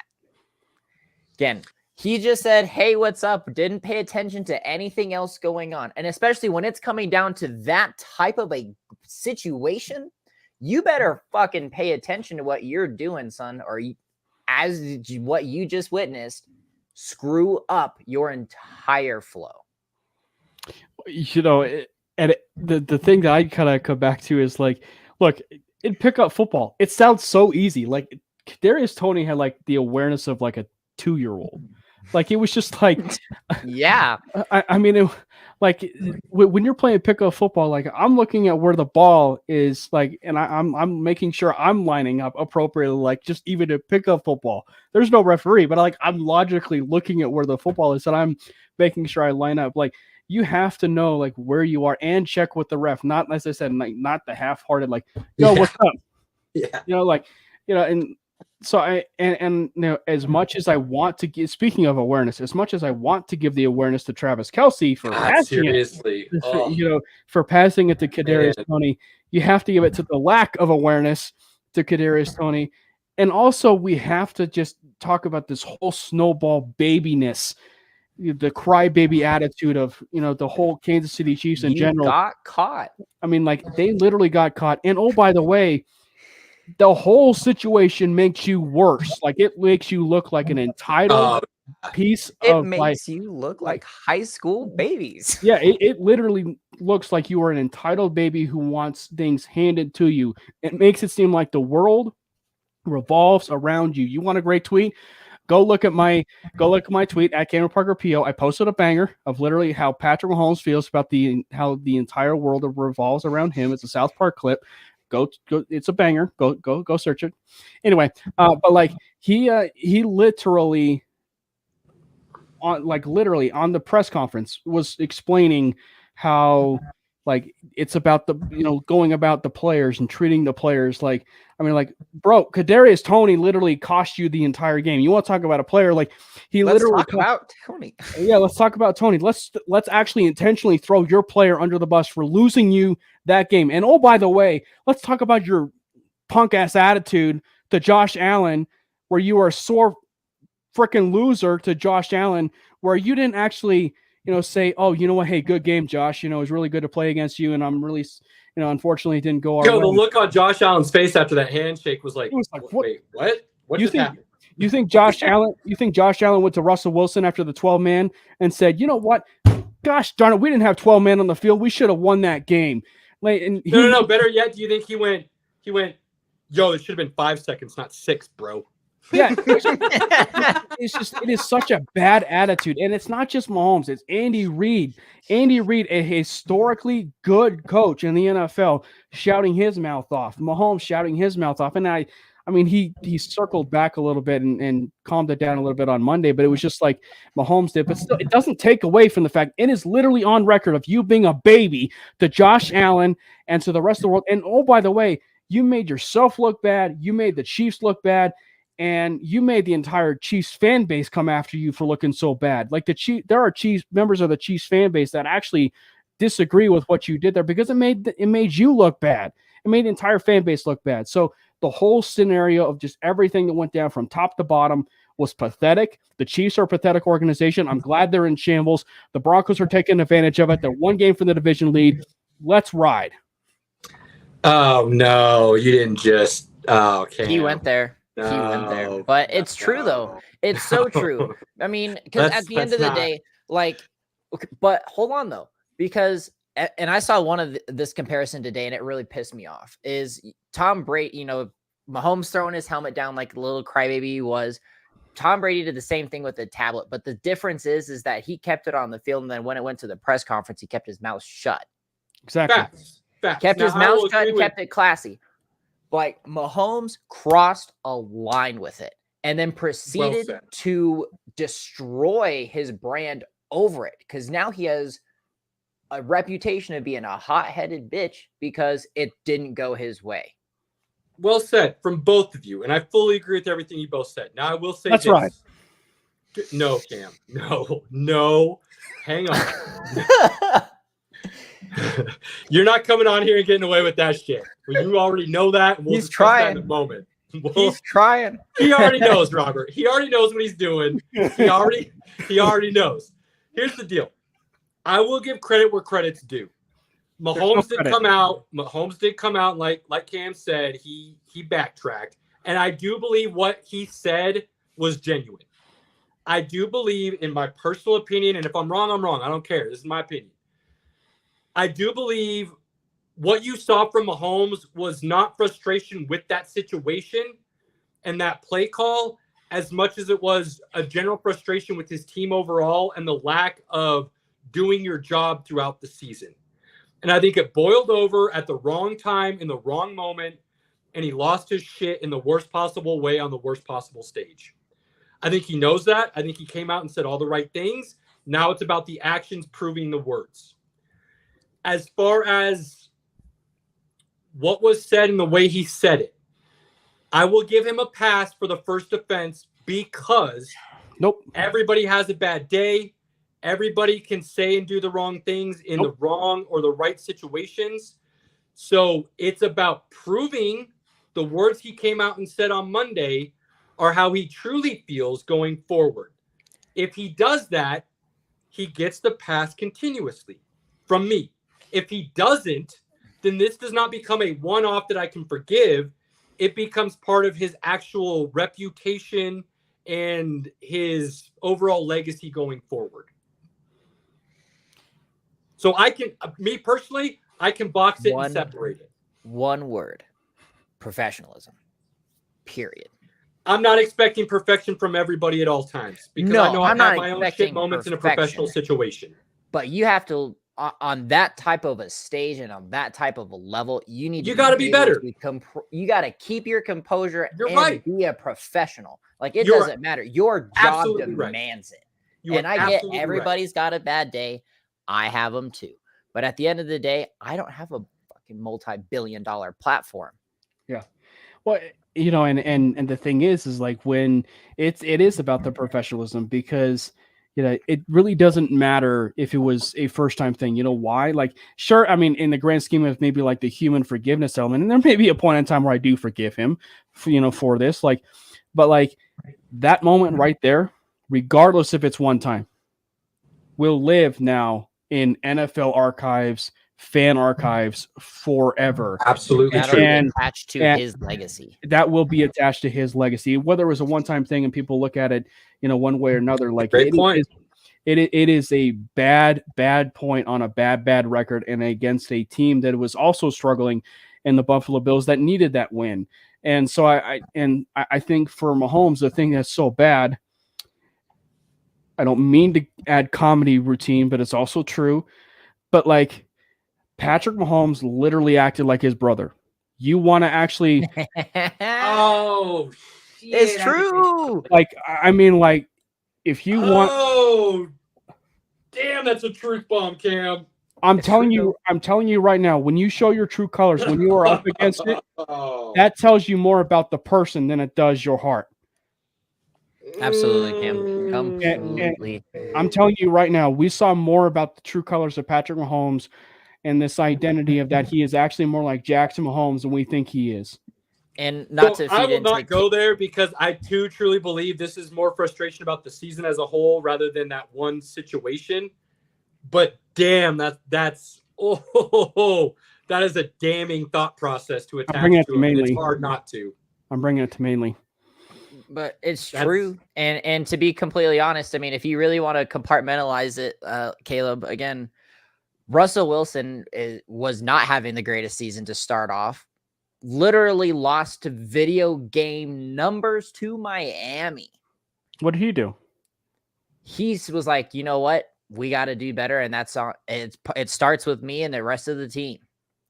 Yeah, but here's the deal with Russ. Didn't provide that. It doesn't matter. I hear you. But here's the deal with Russ that I can't get past. Don't robot this. Don't robot this. He's fake, man. Nah. I don't want to hear. I don't want to hear the PC media correct answer all the time.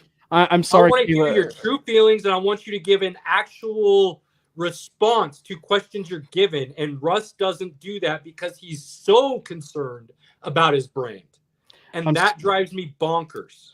I'm sorry, Caleb, but like when you have a 70-20 loss like that, your emotions will get the best of you. And so like, oh no, they shouldn't. Nah, Cam. Anybody that plays sports, no. Absolutely. No. When you get your ass beat like that, any true athlete that I've ever been around will come out and say, we got our asses beat. Then you know what? Then that's not a close loss. That's not a we could have done better kind of thing. You better just straight up say you got your asses beat. Then why didn't we see an anarchy happen in the Broncos locker room that day, huh? Because it's a 1 week. Any athlete, any NFL player should understand it's a week-to-week game, and you should set that aside as 1 week and move on. This shouldn't be now. If it happened 3, 4, 5 weeks in a row, then yeah, the sky is falling. But as a one-off 1 week, it shouldn't be the end of the world. And that's how they treated it, and that's what I expected to see. But I also expected to see a little bit more emotion from both Sean Payton and Russ in those situations, basically coming out and saying, oh, we got shit to take care of. Now, the action said that, and they took care of it, but I didn't quite see that in their words. But the thing is, like, you don't have to go about saying, throwing, players and, the referees under the bus in the presser. There's different ways to go about it. I agree. And they handled it the most professional way that they possibly could. That is so much better than Patrick Mahomes could have ever done in his life in that moment. Yo, what Patrick did was wrong. And I am not going to try to defend it at all. And I will agree with you guys in the sense that is attached to his legacy. And one thing I will never get out of my head is the way he conversed with Josh Allen after the game. That, to me, that's the one thing that broke the code of sports. And I have gotten my ass beat. I have played in sports where there was a terrible call that cost me a game flat out. And not once did I turn around and go to the other team and complain to them about it. Good game. You guys won. Congratulations. And then I went off and caused the refs to run to their car because they were worried about what was about to happen, kind of thing. There are a separation of the two. And as an athlete, you know that, and there are lines you do not cross, and there is a code you do not break. And Mahomes broke the code, period. And that is something that I will hold against him until he proves me that he has. I can forgive you for that moving forward. Yeah. Your actions got to prove it. Yeah. Because again, I've seen people have bad days that I thought the absolute most of. And I know their true heart. I know their true character, and that was not them. But the moment, for whatever reason, got the best of them. And that's fair. I will give Mahomes the benefit of the doubt until proven wrong that the moment got the best of him. Now, if it repeats or we see something similar again, that benefit of the doubt is gone. That forgiveness factor is ruined. Yeah. Because I don't give 3 chances. That's just not how I was raised or how I think through things.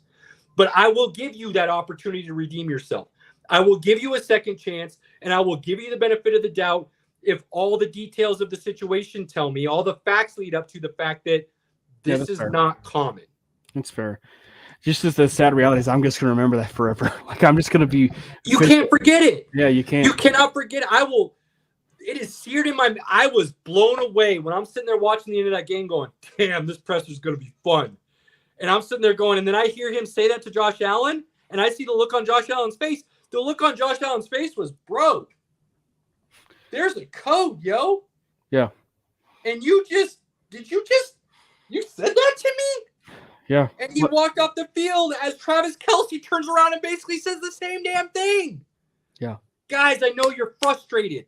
I know Mahomes and Kelce and Reed think that this season should be going differently. I know they've gotten some calls that didn't go their way. That MBS play was a pass interference to the most egregious way possible. However, Kansas City, if you want to be honest with yourselves, if you want to say big picture ideas, you guys want a football play and a championship on what should have been probably a no-call pass interference. So let's not bite the hand that feeds you kind of idea. Okay? That's what it comes down to. But again, I know I put myself in positions. I know as I've gotten older, I would like to think I handle things differently. My thought process has changed and grown. Not necessarily. I used to be a little bit more hot-headed. I used to talk a little more, maybe. I don't know. But I will always give somebody a second chance. I will always give you the benefit of the doubt. And when the overall picture looks like there's more to it than just that one incident, I can start compartmentalizing things and allowing those to hold their own weight on their own until proven otherwise. That's fair. Now, Cam, we know this is not a Denver Broncos podcast, but we do love the Broncos, and we can discuss them. The fact that you just said, let's ride, is disgusting, my guy. Let's ride. It's disgusting. Let's ride. And this is why. Let's ride. I will start with this. I'll eat a little bit of crow right now. I will eat, me personally, a little bit of crow right now. Do you have it with you so we could stream it live? It's got to go. It's got to go into the microwave. It's got to go in the microwave. But here's what I'll say. Here's what I'll say. I was a little harsh with the fact that I said the Broncos should just tear it down and stop winning, because I myself have said I am good with the championship once every 10 years. I don't care how we get it. That's fair. I mean, and the Broncos are in a position to where they're finally living up to what the expectations were at the beginning of the season, to where that is a reality. And I can recognize that, and I am all for it. I will caveat that, though, with this. They are not in a position that they are going to be good long-term, as it stands right now. And so why it is championship or bust this season based on where the franchise is at this current moment. So you don't think it's sustainable? What they're doing right now based on the personnel they have? No, I do not. Because I think what you're seeing right now is somewhat, to a certain extent, what you're seeing with the Iowa Hawkeyes, right? Because I mean, and the Iowa Hawkeyes right now with the Big Ten West, it's been rather sustainable. And granted, that's college versus the pros. But I'll take it a step further, Cam. It's exactly what you saw with the New Orleans Saints under Sean Payton. But what did you? Good, but not quite great. It still warranted about a 65% winning percentage. I mean, it absolutely did. But here's what I wanted to see, and this is why I said they are screwing themselves by winning. What I would like to see from the Broncos is getting back to a place where it is sustained long-term success, because you continue to build on what you have. I believe that the mistakes they made in the offseason for the last 3 years in draft picks and free agents have put them in a position now where after this season, regardless of what you think, they have to tear it down. Maybe not all the way to the studs, but they got to tear it down to at least where you're replacing all the flooring, because you don't have enough pieces of talent to continue to win going forward. So are you going to have that conversation with the players and tell them, hey, you know what, you're scraping, you were oh so close to the playoffs, and you didn't quite get in, but you played some meaningful football for the first time in 8 years, and you're going to tell the players that, you know what, hey, didn't cut it, pal. We're gonna scrape down the bottom of the barrel to this roster. Hell yeah, man. This is a business. This isn't feel good. This isn't thanks for giving it your all. You guys can stick around. This brutal. You didn't do your job to the best of your ability at a sustainable, successful, consistent level. There's no reason to keep you around. And Jerry Jeudy is the perfect example of this. That's one player. He told you what? That's one player, though. Right, but there's multiple guys on the team that you could talk about this with. I'm just giving you the best example. Meaning he's a cancer, or meaning that he's... No. I will not say Jerry Jeudy is a cancer. Through no fault of his own, he is not living up to what we need him to be. Jerry Jeudy can't catch the damn ball. So, but anyway, but Jerry Jeudy, who else? Garrett Bowles. Okay, he's part of a top 8 offensive lineman, right? He ain't no. I said offensive line. I said Garrett Bowles has not lived up to his expectations. Go watch the Cleveland game and get back to me. One game? We're going off of one game instead of the season in his career? It's not one game, but go off, just watch that game and tell me what he did to Myles Garrett. Who cares, man? He's shown flashes. He's shown flashes that he can be good. He's not consistent. He's showing more flashes this year than he has. Nope. Okay. I won't go there, Cam. I'm not. No, you're fine. You're pleading your case. I'm going to allow you to. I'm just not. I understand what you're saying. I understand what a lot of Broncos fans are saying. I haven't seen the consistency for the money that it's going to cost to continue going forward. I don't see the value and the worth to make it possible. Jerry Jeudy, you could have gotten a second-round draft pick in last offseason. There's going to be nowhere close to that value going forward. That's fair. I told you last offseason, Cortland Sutton was the more talented receiver. That's the dude you should build around, and you need to make the change now. You are starting to see that unfold. You are starting to see it. Russ Wilson, I told you he's not worth the value he is, but he could be a really solid game manager. We already know what I think about game managers. I'm good with that. The problem is they're not putting the right talent around him to be successful in that. What the hell are we doing with Javonte Williams? That dude's starting to look like a bust through no fault of his own. Through no fault of his own, he's starting to look like a bust. Jerry Jeudy looks like a bust because of his own. There are too many examples of these things going on this roster to where I say, yeah, they could make it work this season, get lucky, make a run, win a championship. I'm going to eat a lot of crow and be really happy. But nowhere in this do I see where this can be a long-term successful team if we continue with the same roster and don't overhaul a majority of it. That's how I'm feeling. And so the most expensive owners in all sports has nothing to do with this. No, I think they can correct it, but they have to be willing to dip into their pockets and pay people that will no longer be there. Do you not think they One can? namely being the GM, because I think the GM has been trash personally. Okay, and he's you might be the first person to still say that George Payton is on the hot seat given everything that has transpired in the last 7 or 8 games, because I mean the Broncos at least 4 weeks. Yeah, I think the people that say that are foolish in thinking that this isn't all on Sean Payton.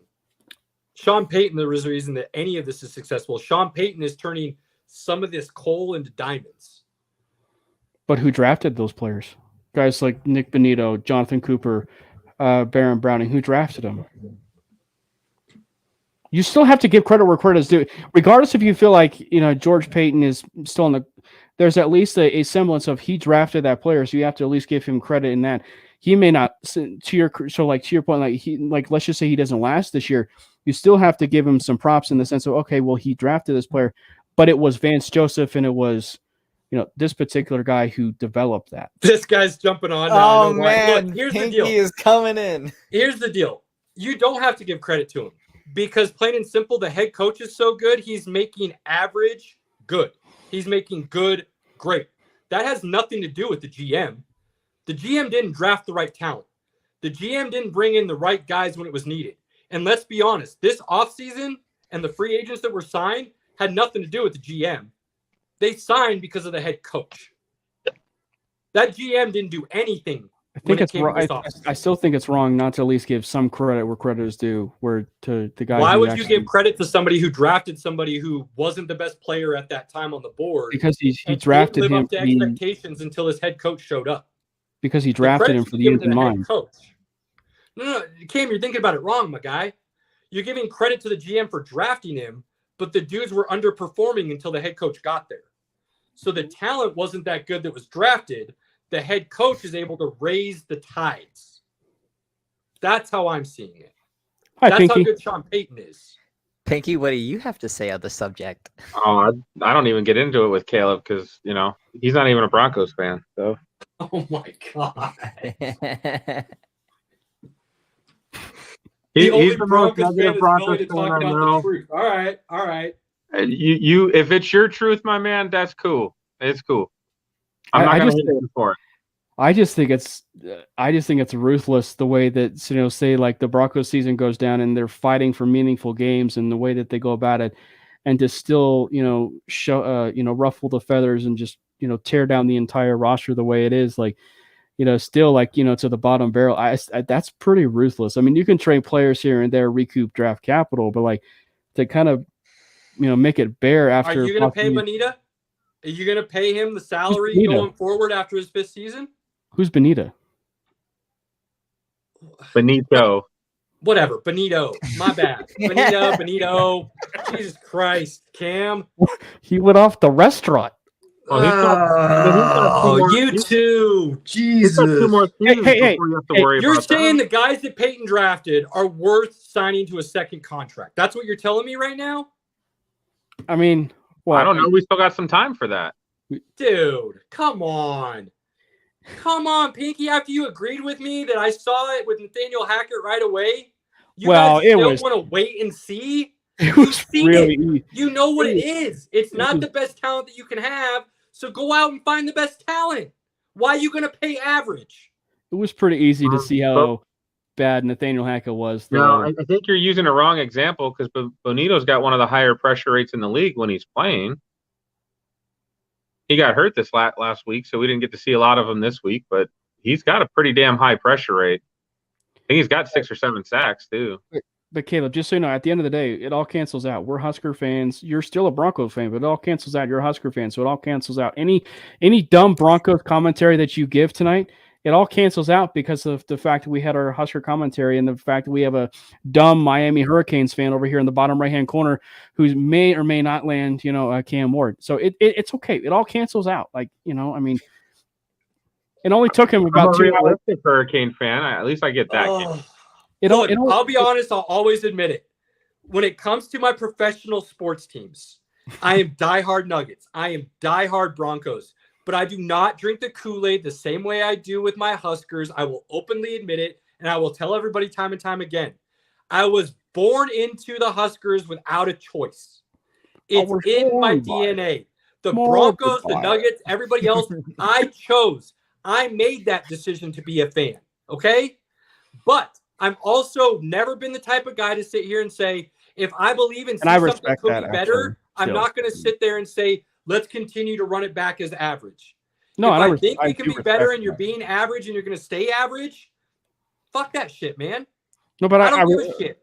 I respect it. I mean, Pinky knows being on social media. It's like there are definitely some pessimistic Bronco fans out there, but like I at least respect it. Like there's at least a respectful dialogue. We can disagree all we want, but like there's still a respectful dialogue about like what goes on, and so I probably would side with Pinky in terms of where the Broncos are currently right now. But I mean, like, that's the whole point of having a solid, semi-toxic, really good conversation right now about the Denver Broncos. I kid about toxic, but like, but just as far as like it, I mean, that's the whole point of what a conversation. That's the whole point of what makes Broncos podcast great, or podcasts in general great, is this kind of dialogue. So I mean, like, again, the floor is yours. You have a mic. I think you have a mic, right? Or are you talking through AirPods? I don't know. No, AirPods had to go because I was cutting out. So I'm just directly into the speakers of the system I'm in front of. Pinky, you know this. And I think this is what frustrates me the most about the Broncos. You know for a fact, I am all for you go all in, you win a championship, you tear it down, you suck for 10 years, you build it, and you win it again. I am all for that. I would take another championship and then all day, every day I'm for that. The Broncos didn't go all in, though. And I think that's where I am so torn and driven mad with this situation, is the fact that there was no going all in on this. They're almost, in a sense, getting lucky on this win streak because of the amount of turnovers and things they're generating, which everybody knows and everybody has said time and time again is not something sustainable to continue to win. And Pinky's the biggest proponent of this because he bitched and moaned all season last year with the Dallas Cowboys of how you can't sustain winning by just getting turnovers. That's what the Broncos are doing right now. So it's not where they've got all this talent and they went all in for this season to win. We thought they would be a competitive team. We thought they would have a chance to be a dark horse Super Bowl contender at the beginning of the season. They came out insanely flat to start the season, failed all expectations, and now all of a sudden kind of turned it around back to that dark horse situation. But there was never a go all in scenario for me to get excited about, whether it failed or was successful. And kudos. I mean, yeah, I felt like as far as like the team in general going all in the last few years of like giving the contract to Russ, and then after that hiring Sean Payton, literally going all in and hiring of Sean Payton like alone would trigger with the fact that they're going all in on just having a control freak at head coach, which was the best thing for that organization, both the current and long term, whether that was with Russell Wilson or without Russell Wilson in the future. So, I mean, like it is the best thing for this franchise, but I think that like, it's so important that we realize that it may or may not be sustainable, but the fact that there is a front office that is willing to agree to Sean Payton and have an ownership group work side by side with Sean Payton to bring in the type of talent and players that he would want, on the Denver Broncos, I think, it is truthfully like one of the reasons why I think the Broncos will be a steady playoff contender for many years with Sean. I don't know if it'll be a Super Bowl. I truly don't, because like you can't necessarily predict a Super Bowl unless you see like a complete roster in its total form. I mean, I would agree with that.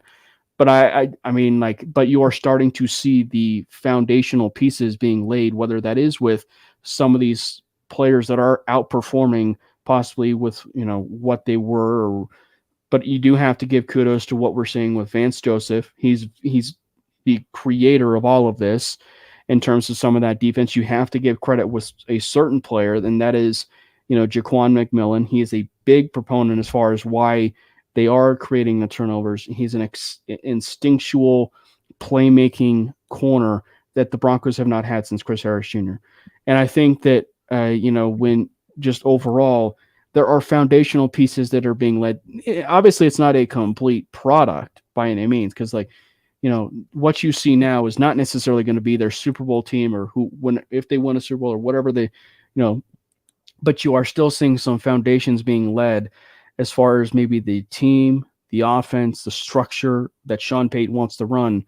And then it's about like, how can we have that cohesive unit, which is exactly what the Walter Penner group exactly bought into, bringing Sean Payton in here and forming that, molding that into the team that he can, you know, build and become that Super Bowl contender. Because clearly the Los Angeles Chargers are poor and the Kansas City Chiefs are full of crybabies, and the Las Vegas Raiders just choose nothing but, you know, apparently not hiring their interim coaches. So they probably will, you know, spend lots and lots of money while they, you know, are paying John Gruden and, you know, Josh McDaniels, you know, a great deal. They'll probably hire some pathetic head coach and not, you know, hire Antonio Pierce as their head coach, what they probably should. I mean, like, it's to the point where, I mean, like, there's at least a wiggle room for Sean Payton to possibly be in the conversation as the best coach in that AFC West. But Cam, everything you literally just said was that GM is worthless. You literally just said everything without the ownership works with Sean Payton. The GM gave him the players he wants. You know, McMillan wasn't brought in by the GM. That was a head coach move. That was a Sean Payton guy. I bet that was a scouting move. Again, the off-season free agents weren't signed because the GM was smart and he convinced them to come. They came because of who the head coach is. Hey, Caleb, McMillan was a Bronco last year. Just letting you know. I'm awkward. Bad example, man. Bad example. I was trying to say Sean Payton guys. Okay, there are Sean Payton guys on this team that had nothing to do with the GM bringing them in. Can we just be happy that we're having meaningful football in December? Like, let's just be happy about it, man. I mean, what Pinky said. It's not perfect. It's not perfect. There's still a lot of issues on offense. But at the end of the day, I am happy about it, Pinky. I told you I ate my crow. I doesn't taste good. Always tastes good, Cam. It always tastes good. I told you I perfected these recipes by now, my guy. I eat this shit like it's a delicacy. I feel like the goal That's is not a to good not thing. I eat don't as think. much. Though. Yeah. I feel like Hell you yeah, want to it be is, in Cam. the opposite end Everybody- of that spectrum. Everybody should be willing to take their crow and enjoy it, because it just means you're willing to adjust your point of view, your mindset, your thought process when facts are presented to you that differentiate from what you were going with before. You're That's how I be see it. malleable as a human, and Sure, but like I just can't bring myself to my taste buds getting adjusted to eating crow all the time. Hey man, you guys It just does aren't honest something enough to with get used to yourselves to give an opinion that matters. That's how I see it. But we're married men, Cam, so we understand eating that crow a lot more often because we have to say we're wrong even when we're not. I learned quickly in 2016 when the Denver Broncos drafted that 6'7" retard. oh, man. Sorry, I said it. I'm sorry. We got Let's Ride and the R word in one show, and Pinky wasn't even on the air. God damn. just happened. That's why I never I'm tonight. sorry. It slipped. I'm sorry. Look. I always hope the Broncos win. I am happy that we're seeing them win and we got meaningful football in December. And I am also happy that we're seeing a product on the field that is not just winning because the other team gave us the win. They are going out there and regardless of if turnovers are sustainable or not, they are putting themselves in situations that allow them to win the game. And I will all for admit that those things are happening and I see them and I am happy about them. You just don't know if it's sustainable. It's hard for me to sit here and not be realistic with what I'm also seeing in the sense that, like Cam said, and I've said before, this is not something where I see they're not even in a position where I'm like tear it down, win every 10 years, and then suck and build it up again. They're seriously sitting here where it's like we're going to be middle of the road and we're cool with that. And I hate nothing more in sports than a team that says we're okay with making the playoffs but not winning the Super Bowl. I hate that shit more than anything else in the world. Because to me, you play to win the game. You play. So if you know you're not going to win the ultimate prize, you better reset and start over until you feel like you are. I mean, yeah, so we'll see. Hopefully the Broncos can make the playoffs and you can eat a big pile of crow. Oh, that won't be. I already ate crow for that, man. No. No, you got to eat a second helpings because. Yeah, they made the playoffs. Why? I said they were going to make the playoffs at the beginning of the season. I already predicted that shit. So I'm not eating crow if they make the playoffs because I already said they were going to do that. I ate crow for saying this season they fucked up for winning. I will eat the crow for that. How do you predict them going to the playoffs and you say that they screwed up by winning? Can you please? Because they were in a position to have a top 3 pick. And now they are putting themselves in a position to have. I'm really trying to wrap my head around that. 20 to 24. Those are huge differences. Those are huge differences when you're talking about long-term building and growth. Those 2 picks can be very different in the talent level and the probability of long-term success. Those odds drastically change from pick 3 to pick 20. So not to always. me, You can still pick a bust at pick 3. Hell yeah, you can. It's just the probability of it being a bust is far less at the top of the draft than it is at the bottom of the first round. Those are facts. I like to deal in facts. I like to discuss my viewpoint from the facts I have available. Maybe we'll need to do some research on that because I think later in the first round picks are just as easy a bust as they are in the early 10 picks. The numbers flat out say that the probability of success is higher. You can pull it up on your own. Maybe I'll grab it for next week. I don't know, man. But there are numbers out there that already prove this. It just is what it is. So to me, when you're sitting at, what were they, 1-6? 1-5.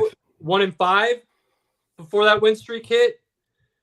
And the fact that the first couple of games of those win streak weren't, and I don't care what Denver fans say, if you're going to be honest with yourselves, those were not Bronco wins. It was the other team losing the game, and the Broncos were in the right position to take the win. Those are big differences. Now, since then, have they played better ball and stepped their game up and put themselves in a position to win games rather than be given the win? Hell yeah. And that's what I'm eating the crow for. I was wrong about those situations. But at the time, and Pinky was on this bandwagon too, so don't sit there and duck and run and don't voice up, my guy. You were fully vetted in the fact that you had resigned yourself to the fact that you were okay with them losing and getting a high pick. I'm okay with it. But then I'm not going to be completely negative that they're winning either.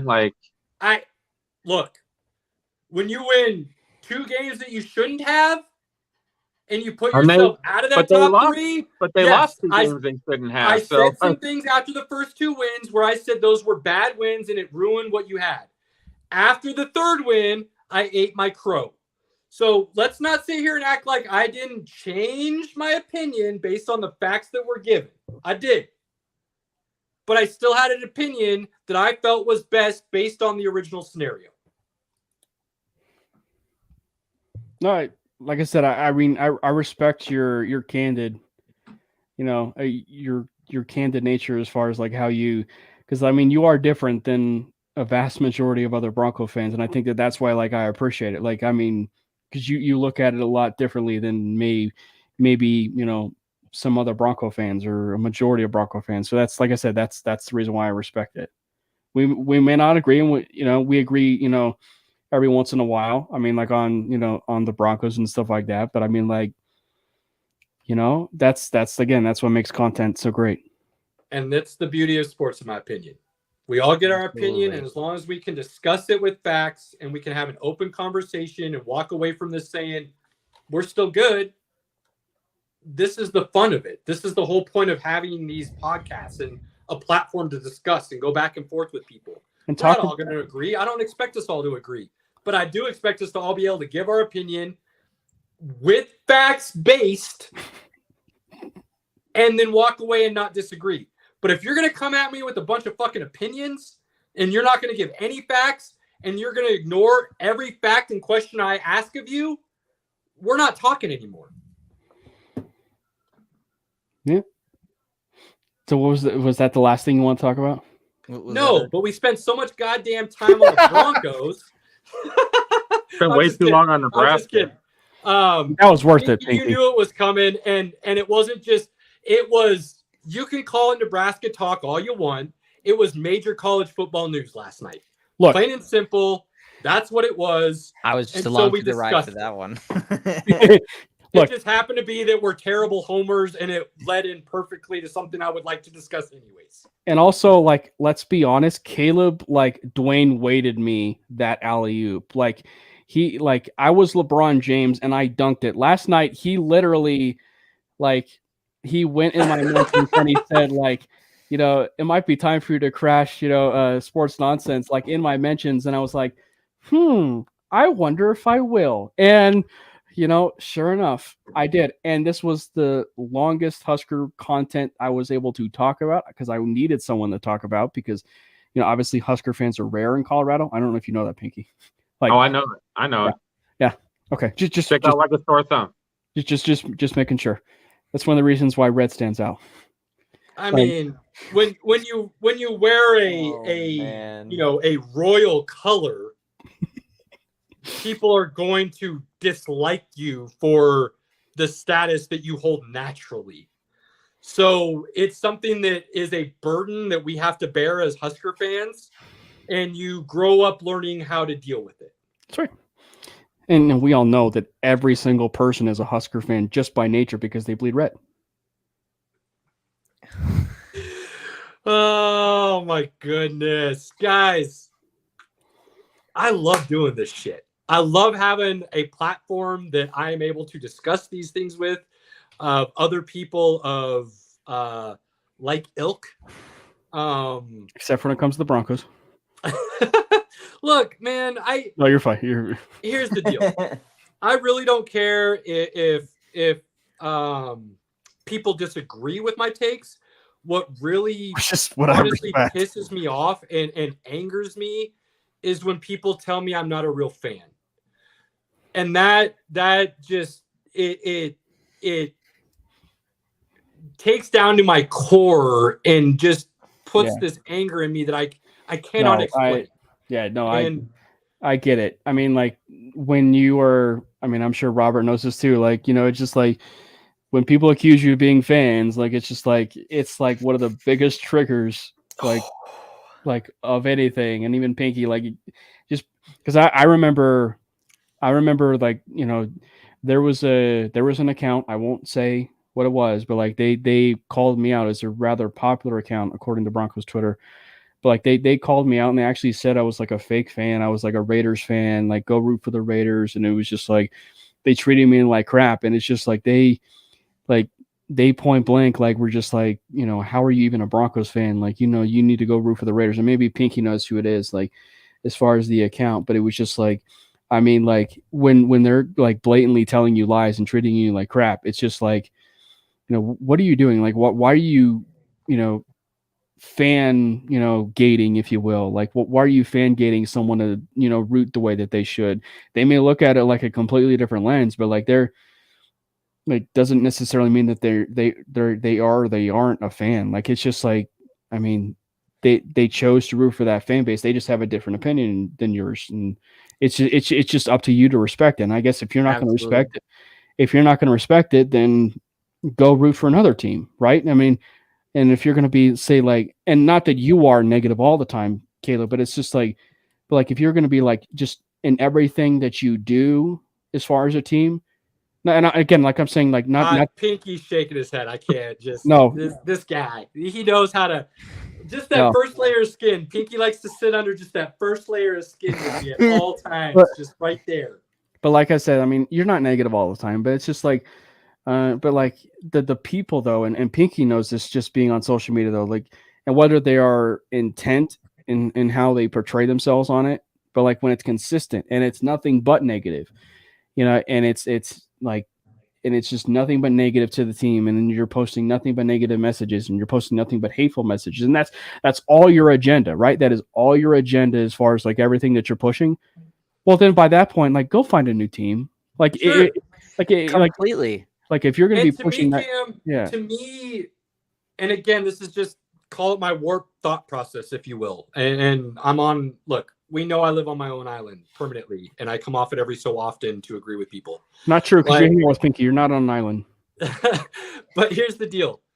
I don't see myself being negative because when I'm giving a dissenting argument or I'm disagreeing with the status quo, I'm coming with facts for why it's that way. Yeah. To me, negative is somebody who's just throwing out an opinion without basing it in any facts of the reality in front of them. And that's for both sides. Like that's not a, like that just goes for any side. Like I mean, if you're posing something that's not stats or anything that is,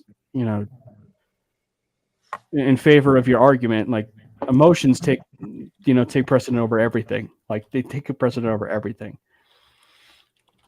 So I'd like to think if you come at me, you're going to eventually just end up just walking away from the conversation and cussing me out if you're only giving an opinion.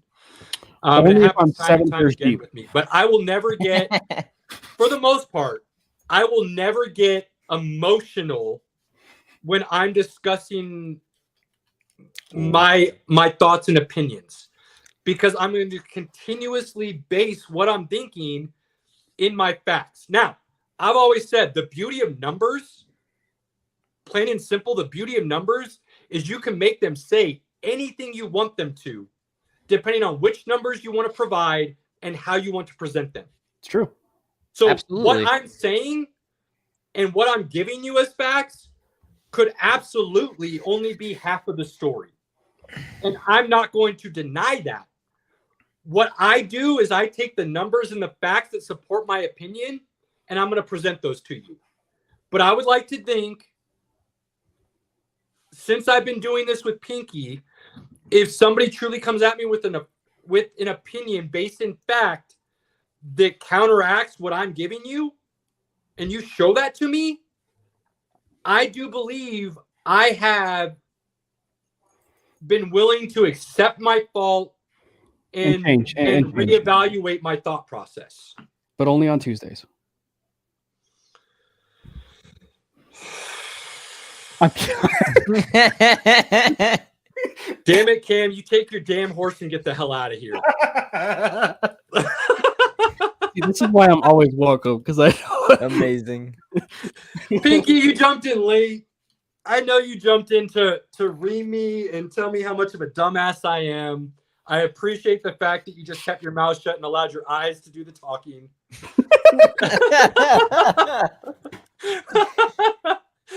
But since you're here, I know you were listening to basically the whole thing. You got any final thoughts, things you wanted to voice real quick before we head out? Talk about the Nebraska Cornhuskers, please. No, I will not.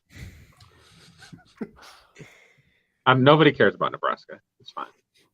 That's one man's opinion. Except for you two. Here's the deal. This man right here, this man over this way, this over here, this guy, he's above me according to my screen. This guy down here for me, he will never eat crow. He will look at you, you might be like, yeah, whatever, I might have said something wrong, and he'll tell you to just move your ass along. So that crow will never be eaten by this guy over here. That's I'll not eat it for him. Just to make sure our podcast continues our solid reputation. But Pinky, seriously, everything that you heard tonight, thoughts, concerns, I could only hear questions? certain things since I was in a bar, but I was doing my best to try to listen. Respect. See, golf, I don't care. Fact. Appreciate Go make your money. You know, I don't care where you make it. Go make it. Mahomes is a whiny bitch. Let's see. The Kadarius Toney memes this week have been so good. They have. So good. I love the one with the car across the line in traffic. I must have been. Yeah, that was good. That one's good. It gives me a good chuckle.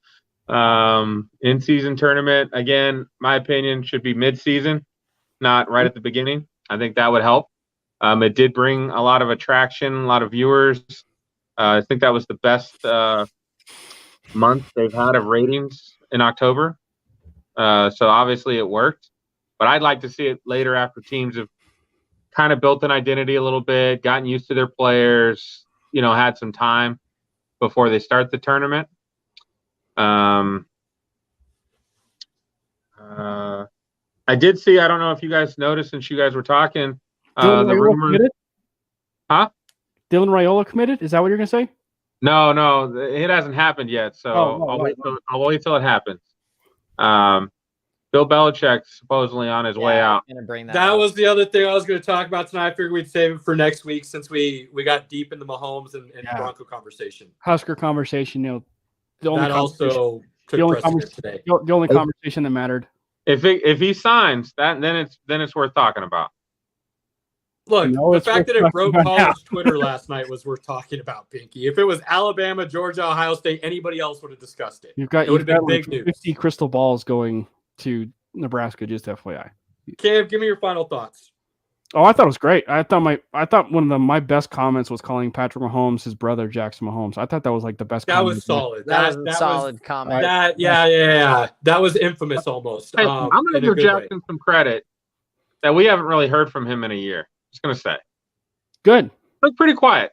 I don't want to hear from him. I don't want to hear. Exactly. There could be just some as growth much as there, I but don't want to hear from we'll reserve fucking opinion Patrick until we know Mahomes' for wife. sure. I think I don't want to hear from her either. Which yeah. Which apparently we heard from her after that debacle too. By the way. But we don't even need to open that can of worms. But Yeah. Goodness. It already looks like a goodness, worm goodness. Robert, final thoughts, sir. I definitely enjoyed kind of comparing some soccer things tonight. That was Yeah, that nice, was kind dope. of rounding stuff out. Definitely looking forward to the next nerd session though, because we have a lot to talk about, Caleb. Oh, Dude, you keep a list, please. Keep some notes for us to keep me on track here, because you know how if sports blow up, I know. I get a little single track here. Let But definitely keep the notes because we're gonna need that. I do need the rugby information, so that's gonna have to get scheduled, and we're gonna have to talk about that. yeah. Working on that. So he's going to be out of town for the middle of this month. He'll be back sometime on the 27th, so we can get him on anytime after that. Do this. Let him know as soon as the NFL season ends. We'll need his expertise for some education. It's going to be hard to squeeze rugby into No worries. college football, NFL, basketball, everything going on right now. I don't have the ability to randomly squeeze in some rugby, but Works. when NFL I'll work ends, it out. Pinky and I kind of are on the same page in the sense that our off season starts for the show. That's when we get more nonsense. That's when we can go a little bit more off the rails with things. Not that we didn't go off the rails tonight, but yeah. Hey, You know what I mean? we stayed on topic mostly. Yeah. I'm not even drunk tonight. But by the way, can we go back to like this nerd possible situation episode? Because like I see those stormtroopers in the back over there, Robert. I mean, like, can I be a part of this like nerd episode? Maybe if you paid a little It is bit an more attention open to your boys, conversation you would understand. platform. We deep dived the last couple of weeks on some I serious was Star brought Wars here shit. because of my nerdism. I do sports, but nerd is where I live. Robert, have you and I not insanely deep dived the last couple of weeks on Star Wars to the point where Pinky wanted to just turn his camera off? Covered Star Wars to not quite to the extent of where we should, but Yeah, there's it's definitely there. more room there, but It's there. we It's still got excellent. Lord of the Rings to dissect, and we gotta and those get to upcoming Dune. Dune is first. Dune. Well, Dune. obviously, I need the education on Dune. I'm Pinky, hardcore needing you to can learn that just- world. I'm just gonna move you out of that there. Yeah, dude, we're on the same page there. So, Cam, you want to come back? I'll let you know when that fully Bro, goes down, and we'll go I on. will talk anything nerdism. Lord of the Rings, Star Wars, about how Star Wars and George Lucas correlates with Dune. I want to talk about that. Yes. Like I want to talk about Bites that. now, yeah, we're on. We're on, baby. I want to talk about how the Star Wars 7 to 9 trilogy is better than every single Star Wars trilogy. I'm joking. Okay, I'm Yeah, joking. no. I was gonna say, I Pinky's was about gonna to bring take that up some when we were vacation talking days. about fandoms Yeah. earlier. I'm like, you have Pinky's the about to list take for some next serious year. vacation days in the off season here. I can already see it coming. Let's talk Marvel. Let's talk about how Marvel's greater than DC. well, let's Pinky would be here for the Yes. Marvel and DC stuff. Pinky would jump in on I that. can hang on some Star Wars stuff, but I hate the director that's doing Dune. So Bro, that You trailer do. today, You 2 do minutes hate and the 40 director seconds doing of Dune. pure amazingness. the first Dune, if you haven't seen it, Pinky, is incredible. Like, He saw it and said it's the most He boring hates thing it. he's He seen in his can't life. Watch it. you've got to watch Bro. Dune. It may be 15 hours long, but you got to It watch is it. worth it. It is Worth it. Final thoughts, Robert. You and I are getting together for nerding out. It's probably going to be more when the off season starts of No football, worries. and we will really go hardcore. No, we're I gonna need the rugby stuff. Pinky, you're my boy, Blue. Regardless of anything else, you're my boy, Blue. Cam, it's almost midnight out here. everybody else out there, we appreciate you. I went way longer than we were going to, and it always happens. Okay. So watch and take what you want from this. I don't give a shit that we went over because this is something we enjoy. So It was a great appreciate time. everybody out there. You guys, I always appreciate you. Like, share, follow, whatever else goes with it. We can't thank you enough, and you know how we feel. If you have those opportunities to spend those time with your loved ones, family, friends, inner circle, and you don't take advantage of them, you're foolish. Do not take those opportunities for granted. Cherish every moment you can. We appreciate all of you more than you will ever know. We're out. Let's ride. Man, he went there again. Caleb hasn't And ended the got show you. yet, so. Fast lane when I pass in the street, bag of money in the passenger seat. Simcoe's been asking for me on the road from the west to the east. Way up, I might never come down, cause the coast's racking up.